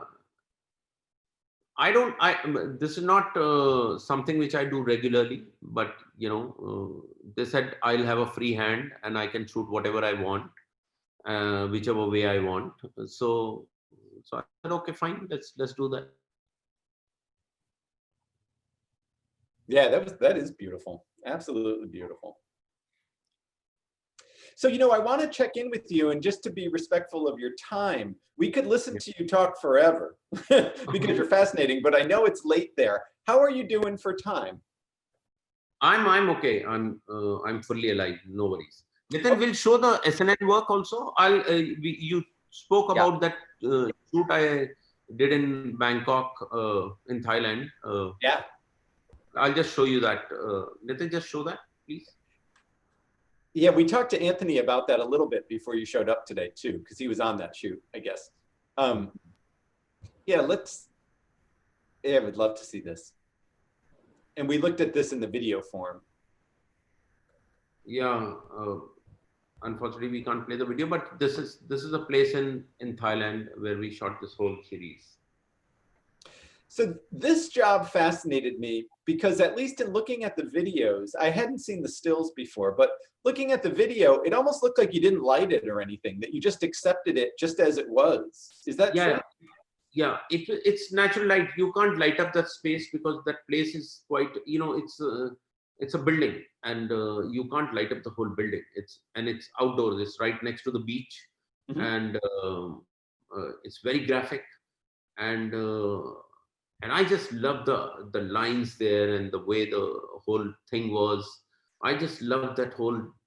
It was too dynamic, and wherever you pick up the lens, like wherever you take the lens and the model, it used to look very, very different from every angle. Like it was amazing. And when the sunlight comes out, it becomes absolutely different. I mean, there are a whole lot of pictures. I've put few of them here, but the lines do everything. The graphics are doing everything here. Absolutely. But that sense of peace that you get from your subjects, like you talked about earlier, it was so apparent in this project. And the question I had for you is, we know that you know how to get that in these stills, but for the video, you were working with a cinematographer, correct? Like a cameraman? Yeah. And so somehow you were able to direct and still get that sensibility. Can you elaborate on that a little bit? So the thing is, the cinematographer was a very good friend of mine. In fact, he really likes my work, and I used to shoot the still picture first, and I used to tell him to bring the camera there. Earlier, I used to do my own videos also, but then then I realized whenever I was doing video, my still shoot used to get it used to suffer a little bit, and I wanted to focus. And you don't get one day for still and one day for film, right? That works out very expensive. So I said, I got the cinematographer who understands my language. I used to shoot the frame in still, and I used to show him, like, this is what the frame is, and we will move from here to here. So he just followed my instructions, and he's very good with his work. So I told him, this film, you please understand, you are just the operator of the thing. I really want to see this the way I'm seeing it in stills. So I used to click the picture and show it to him, and he used to shoot the sequence for me. I used to tell him, like, okay, fine. So once the still shoot used to get over, I used to bring him, and I said, okay, fine, let's start the film now. And then we gave like half an hour to shoot that particular sequence, and then move on to the next still and the next film. So this is how it was shot. So he really internalized your sensibility, though. Like, it looked exactly like your photos, but a moving version. And even the way the camera would move at times had that slow pace of your work. And so I'm wondering, how much creative power did you have in this project? Like, this is a commercial project, correct? Well, it's for a designer. It is definitely, it's kind of semi-commercial. The designer is a very close friend of mine, and I convinced him to go to take him to Thailand for this shoot. It worked out very expensive, and yes, of course, it was semi-commercial kind of a job. But this designer, he listens to me. I listen to him. We sit together. We work out the concept. We've been working. This is my 4th job with him, and we have shot earlier also in different places. So he makes these clothes, which are basically, all these clothes are used for wedding, by the way, wedding and functions and all that. But he's got a very different kind of a style, and so if you see the earlier one, the Sabyasachi, he's also making clothes for wedding, and this guy is also making for wedding. But this is a new breed. This is like a new tribe.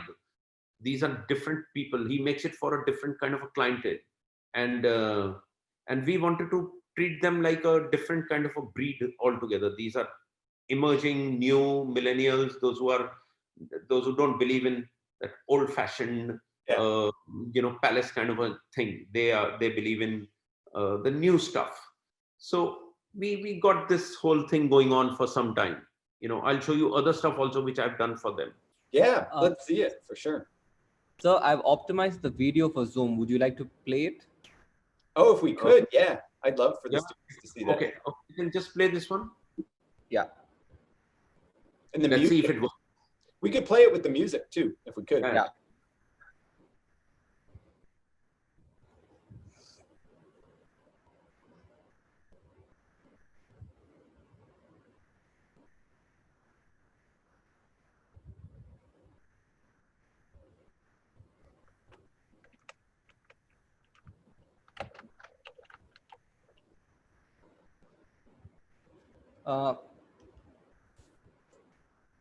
I hope everybody has their volume on right now, and I'm just going to play it now. Yep.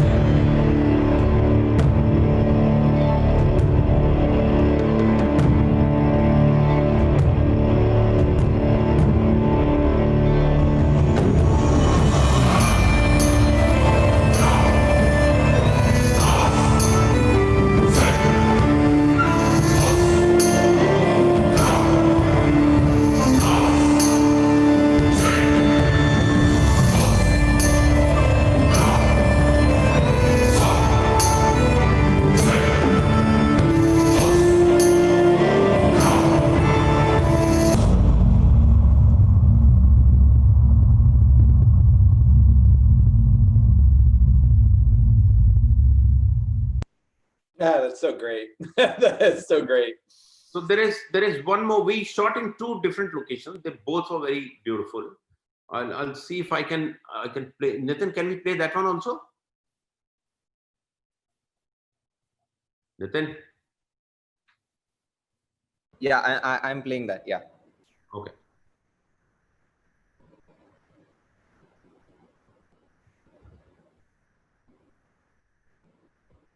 It's strange that I'm talking to Timothy on real time and I'm talking to Nitin and like with some time lag. Oh, yeah. No, I just kept my audio on mute. Okay. Are you guys in the same room? No, we are in the same city at least. Oh, okay. Okay.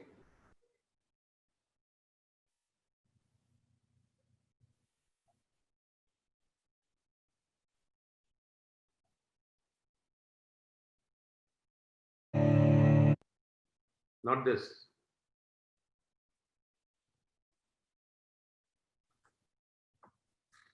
Okay, sorry about the glitches, guys. Hey, no problem. We love it.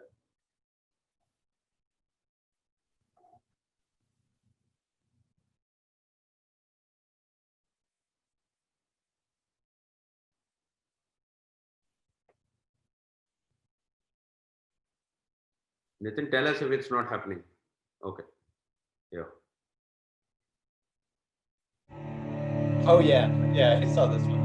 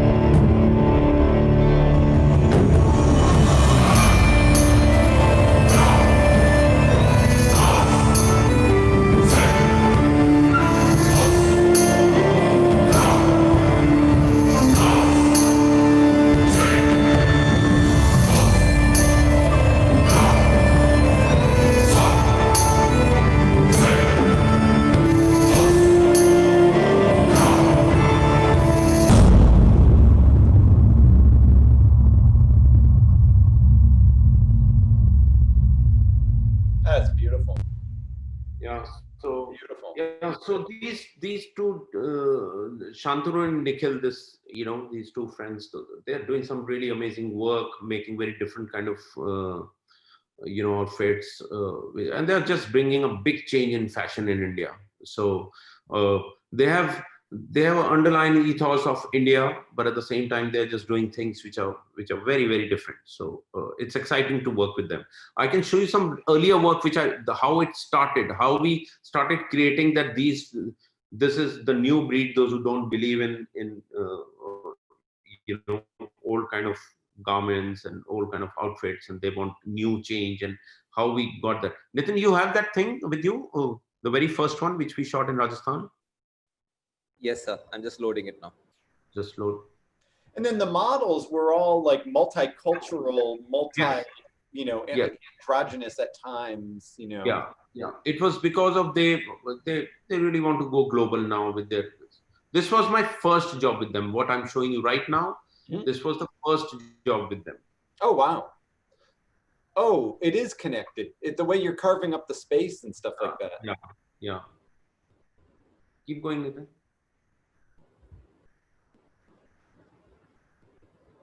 Oh, wow. This was shot a few years back. Oh, wow. Wow.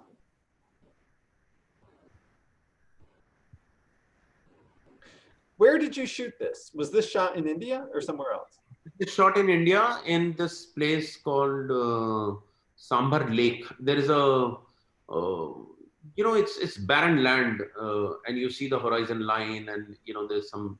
It's like a small part of Utah. Mm-hmm. In US you have this place called Utah. It's like that. It's Salt Lake kind of a thing. Yeah, it looks like a dry lake bed or something. Yeah.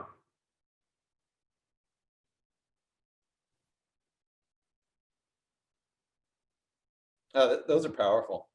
Yeah. Those are very powerful. Yeah, no, it feels like that other piece.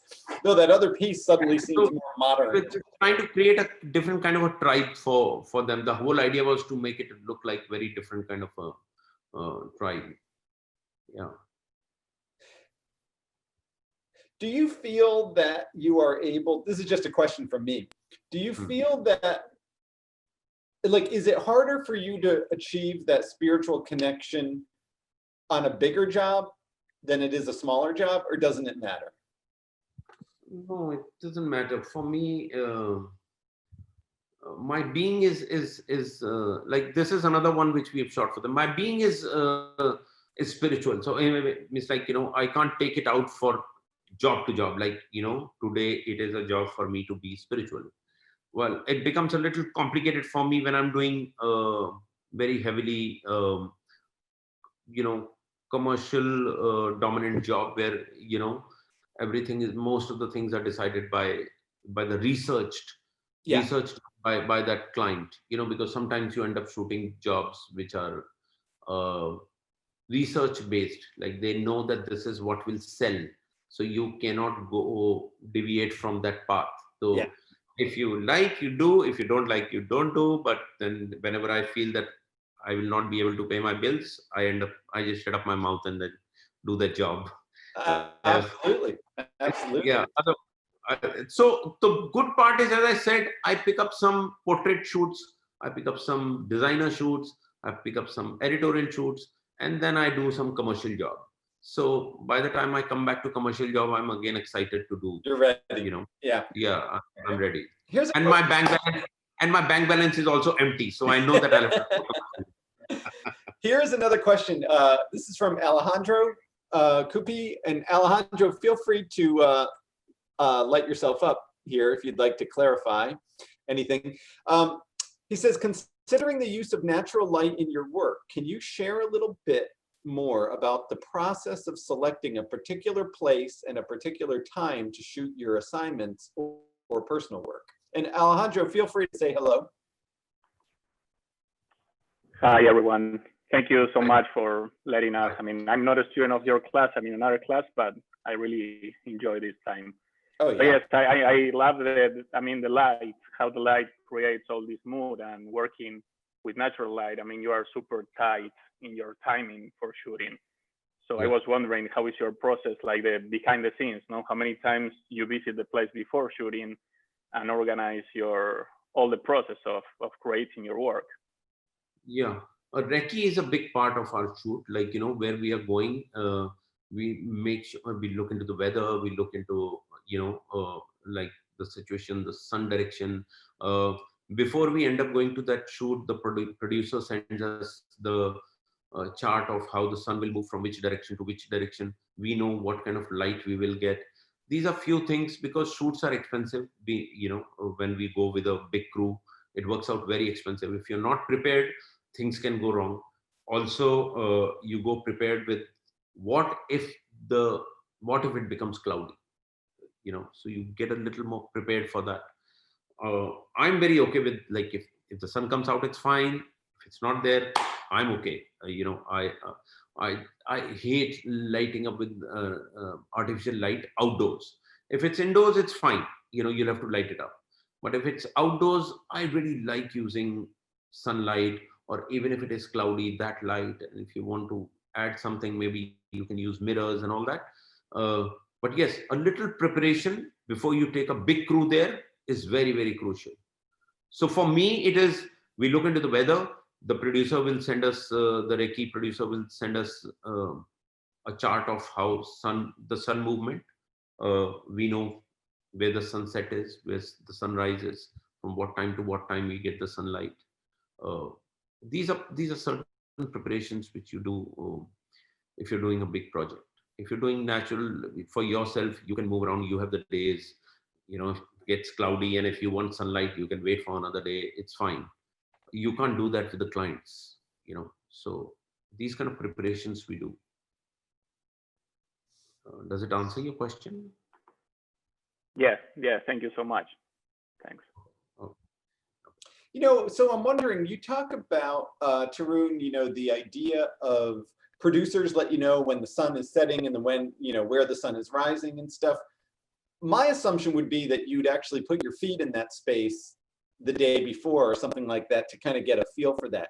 Do you, or these commercial jobs, are you just, is it all like looking at a PDF and then showing up the day of the shoot? No. What I'm saying is, my recce is also a big part of the shoot. We definitely reach before one day, just to check out the place and everything. But before you take the entire crew and make sure that you're taking the entire crew there, you have to be sure that, like when we were shooting in Thailand in this building, and these two buildings were far apart from each other. Like there was in the beach building, the first video which we showed you, where we were staying, it was 5 hours drive from there. Oh, really? Oh, wow. So like really started at 4 o'clock in the morning, because we knew that we are shooting for the whole day. Yeah. We started at 4 o'clock in the morning, so it's, all I'm saying is, when you take a big crew, when so much money is involved, we'll have to make sure that everything is right. So before we started from India to Thailand, everything was sure. We knew that this building is there and these are two areas where we are shooting. We got all the information about how the sunlight, sunset and all that, shadow areas. And sometimes we send a photographer earlier, maybe assistant earlier, to do a recce, so that it can be seen through my eyes, like my team member is going and doing that recce part. Yeah. So if you do a whole lot of preparation, all this is done. Yes. Yeah. That makes sense for sure. For sure. The this is a wonderful presentation. You have a lot to share with everyone. Do you teach workshops and stuff like that? So my thing is that my studio is a very open space. Like, people keep coming, going. There are a whole lot of them, those who stay with me for like Nitin is with me for like almost 4.5, 5 years now, I guess. Yeah. 5 years. Yeah. And I do a whole lot of couple of workshops like every year where students come. There is one thing which I started some time back, but it backfired actually. So I said I will give time to 10 students and I'll spend the day with them. They can come, they can show me their work. We can interact. I can learn from them. They can learn from me. So, but then all the 10 after the workshop, they just got after my life that they wanted to work with me, and I can't keep everyone in my studio. I can only keep 2-3 of them. So it becomes a little complicated. But yes, I do a whole lot of workshops where I've done workshops for Nikon, for Phase One, for all these brands. I keep doing workshops. Mm. Oh, that's fascinating. That's fascinating. The oh, it looks like people are trying to figure out where that building is that you shot in. It's in Cholberg. Yeah, can you see the building, Nitin? Can you show this building there? Oh, look at that. Yeah, he's showing it. Oh, it's much smaller than I thought. It's just like at a park, kind of. It's very small. It's Nitin, can you show? Oh yeah, no, he's got it on. He's sharing it. Oh, it's much smaller than I thought. Wow. Yeah. Oh, you really made it look like a much larger space. My goodness. Yeah. Oh, interesting. A towering concrete labyrinth of stairs in Thailand. Yeah. Had you visited that before, or did that just come to the surface when you were like, look, you know, how did that come about? So we have these location guys in it also. Yeah. Those who, and everybody knows that I'm really fond of traveling. All my producers know, so they know that if we tell him about some foreign location, he'll jump into the job. So yeah. It works out nicely. I've traveled all over the world to weird places where normally people don't go. I've shot on glaciers in US and in many places. So I'm always excited when I see a crazy place, and then I can bring that thing into my work and all that. When I saw this building, I just really loved it. I saw it earlier, but then when this job came, and I said, let's do something where we can bring the dimensions of this building and the graphics and all that, and we can make it interesting. And then touch wood, whenever I decide that I want to travel, the client agrees. So it was fun.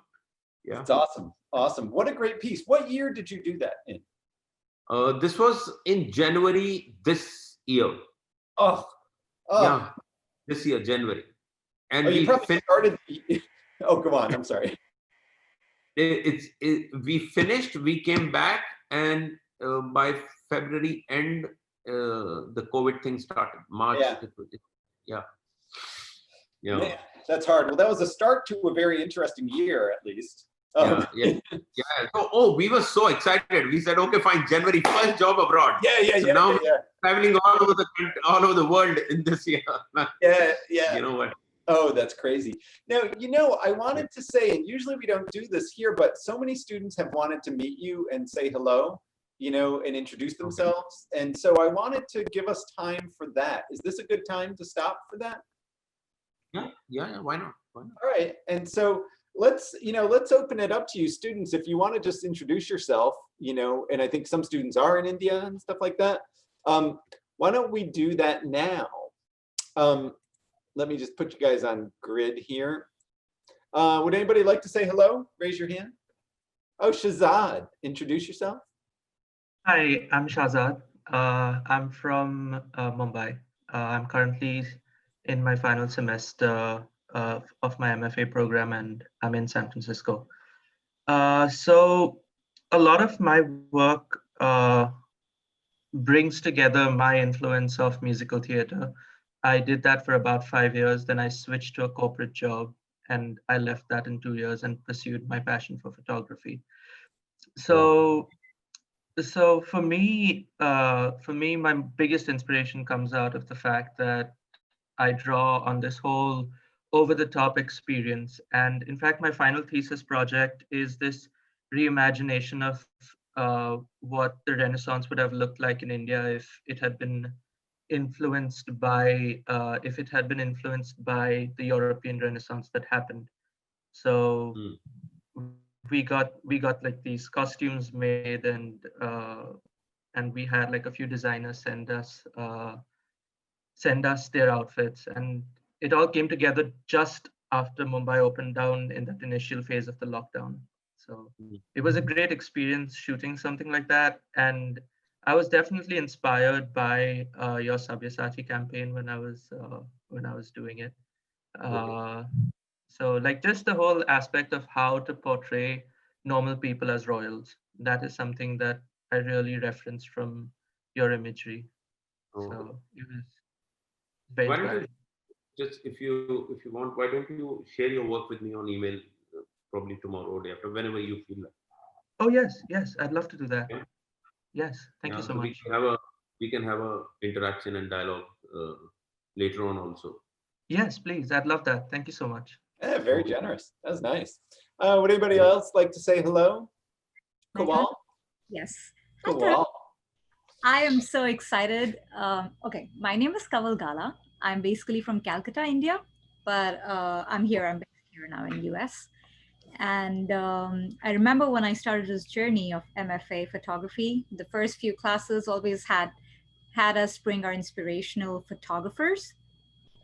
And I remember I was looking up because I wanted to bring someone from India, and I loved your work, and that was the first time I, read about you, saw your work. And since then, every class in all these 3 years, when they used to ask me like share a photographer's work and everything, it was always you for me.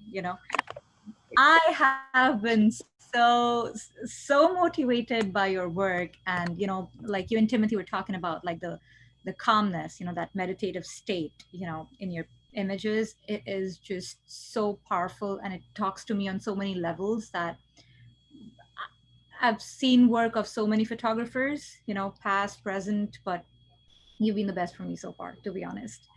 Thank And you. some of my friends also tell me that some of my work has your hints. Of course, I haven't reached there anywhere, but I try to, like you were saying, that the photographer you kind of follow, you start having their shadows in. But I always didn't want to just copy your work. I always wanted to try something different.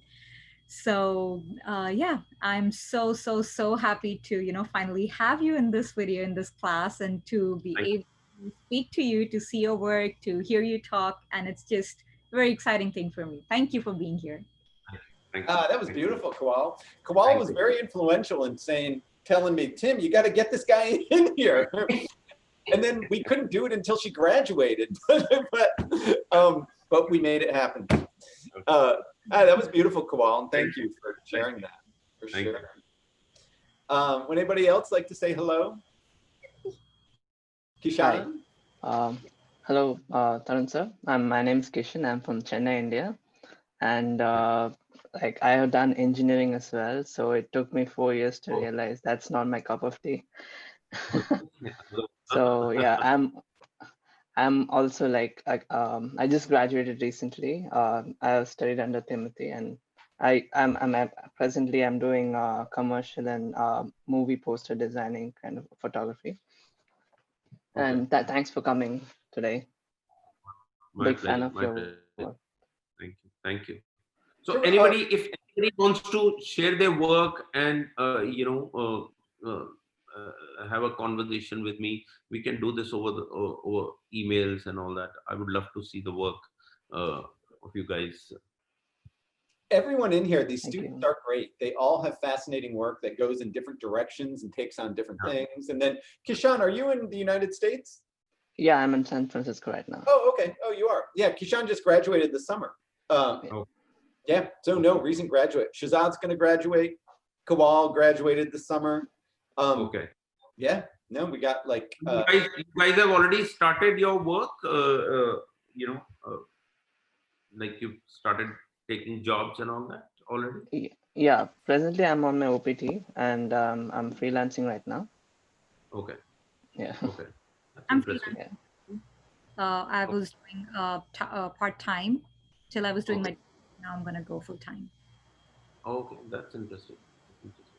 Yeah, I mean, things in San Francisco definitely have been, though, under COVID. I mean, slowly it's getting busier again, but things shut down, for sure. All right. For sure. Would anybody else like to say hello? Sir Zion. Yeah. He's alumni. Yeah. Hello, sir. I am also from India, but I didn't live in India. I just grew up.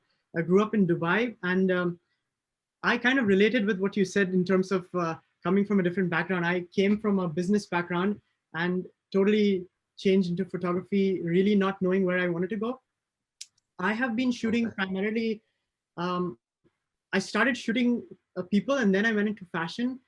But it's because of this whole COVID, it started really questioning me that does it even make sense to move forward as new and upcoming photographers to even try and pursue fashion if it's so difficult. So that's kind of been a struggle for me lately. Like I've been questioning myself a lot with that kind of an idea, because it's just like, what's the value in it as a new and upcoming photographer? I mean, everybody, all of us here are great photographers, but how do we actually give more value in terms of a social cause that is the COVID? So that's something that I've been really struggling with. But apart from that, I do a lot of like connecting with the human in terms of motions. That's what I really try to speak with, because my mom was a dancer. She used to do Kathak.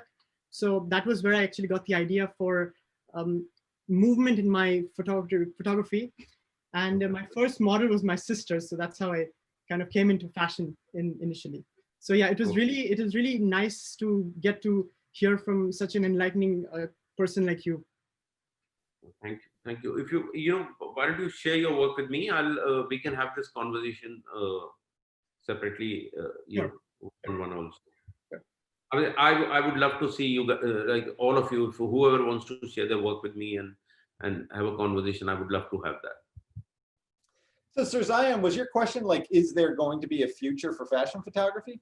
Yeah, I mean, the thing is, with regards to fashion photography for new photographers, not obviously the big photographers, but the new and upcoming photographers, especially with COVID and how things are going in the future, it's obviously here to stay.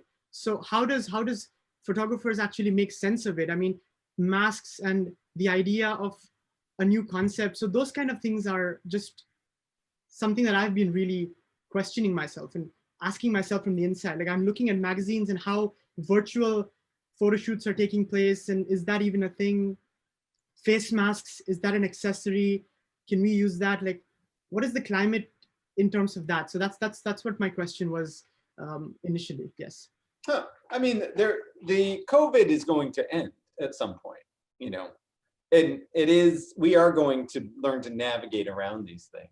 And I think that I always think, kind of like Tarun was saying earlier, everyone's looking for the new photographer doing something different. Everybody wants that.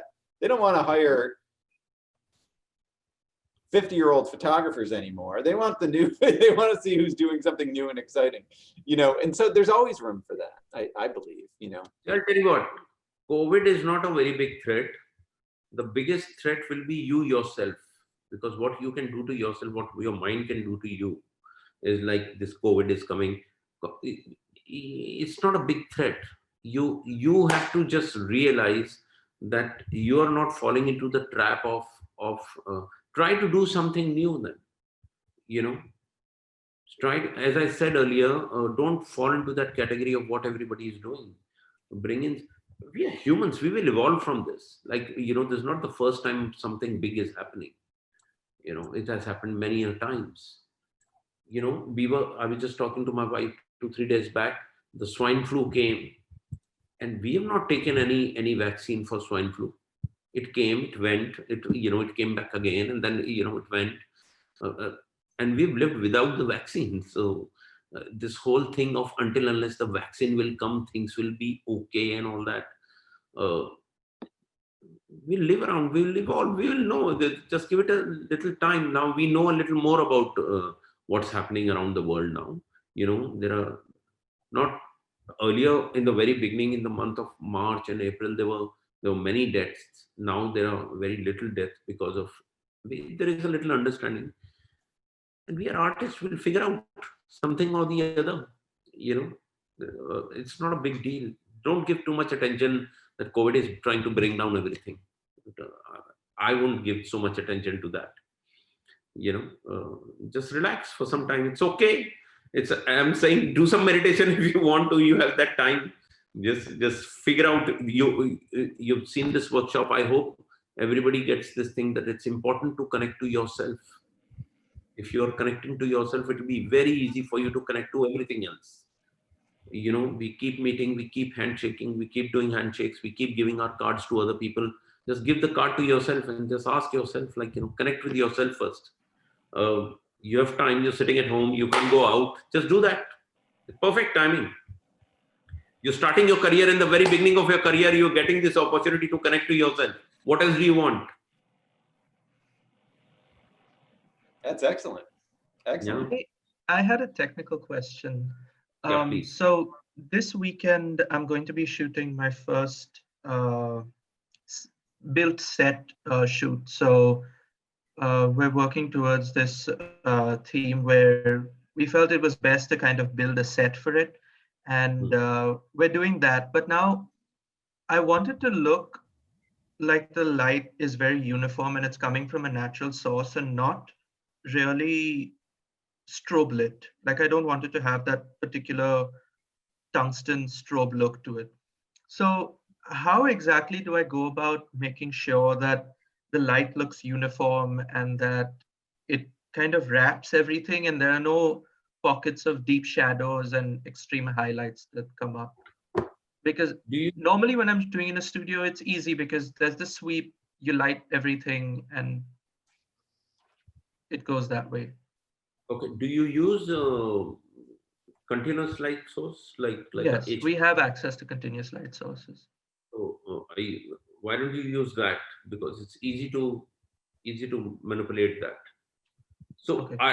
if you don't want the pockets of shadows and all that, what I would do is, I don't know what your set is like, but what I would do is I would use a big skimmer on the top and throw some light on from the top through that, so that there is a certain kind of evenness. Okay. Okay. And then you use your other lights as highlights, whatever your main lighting is that. So your shadows are taken care of because your basic, say for example, your shadows are fixed on 5.6 or say 8. Your total exposure is 8. Now you can use other light. Now forget about that one. Now that's taken care of. If you're around 8, no shadows will be seen. But then it will become very, very even and flat. Yeah. You can use other light source to bring in your molding. Then Got it. a little higher level of say 11 or 16, and then when you throw that light, that means there will be a little shadow which will be created, but that it's still in the vicinity of having that exposure because there is a fill of 8 from the top. So it's well, I'm just randomly giving you idea. No, because I understand what you're saying. I'm not sure what your set is like, how complicated your set is, but yeah, if you don't want shadows, then first you'll have to light it up thoroughly so that there's no shadow. Got it. And then you create your own shadow which is controllable. Got it. Thank you so much. Yeah. Interesting. Anybody else want to say hello?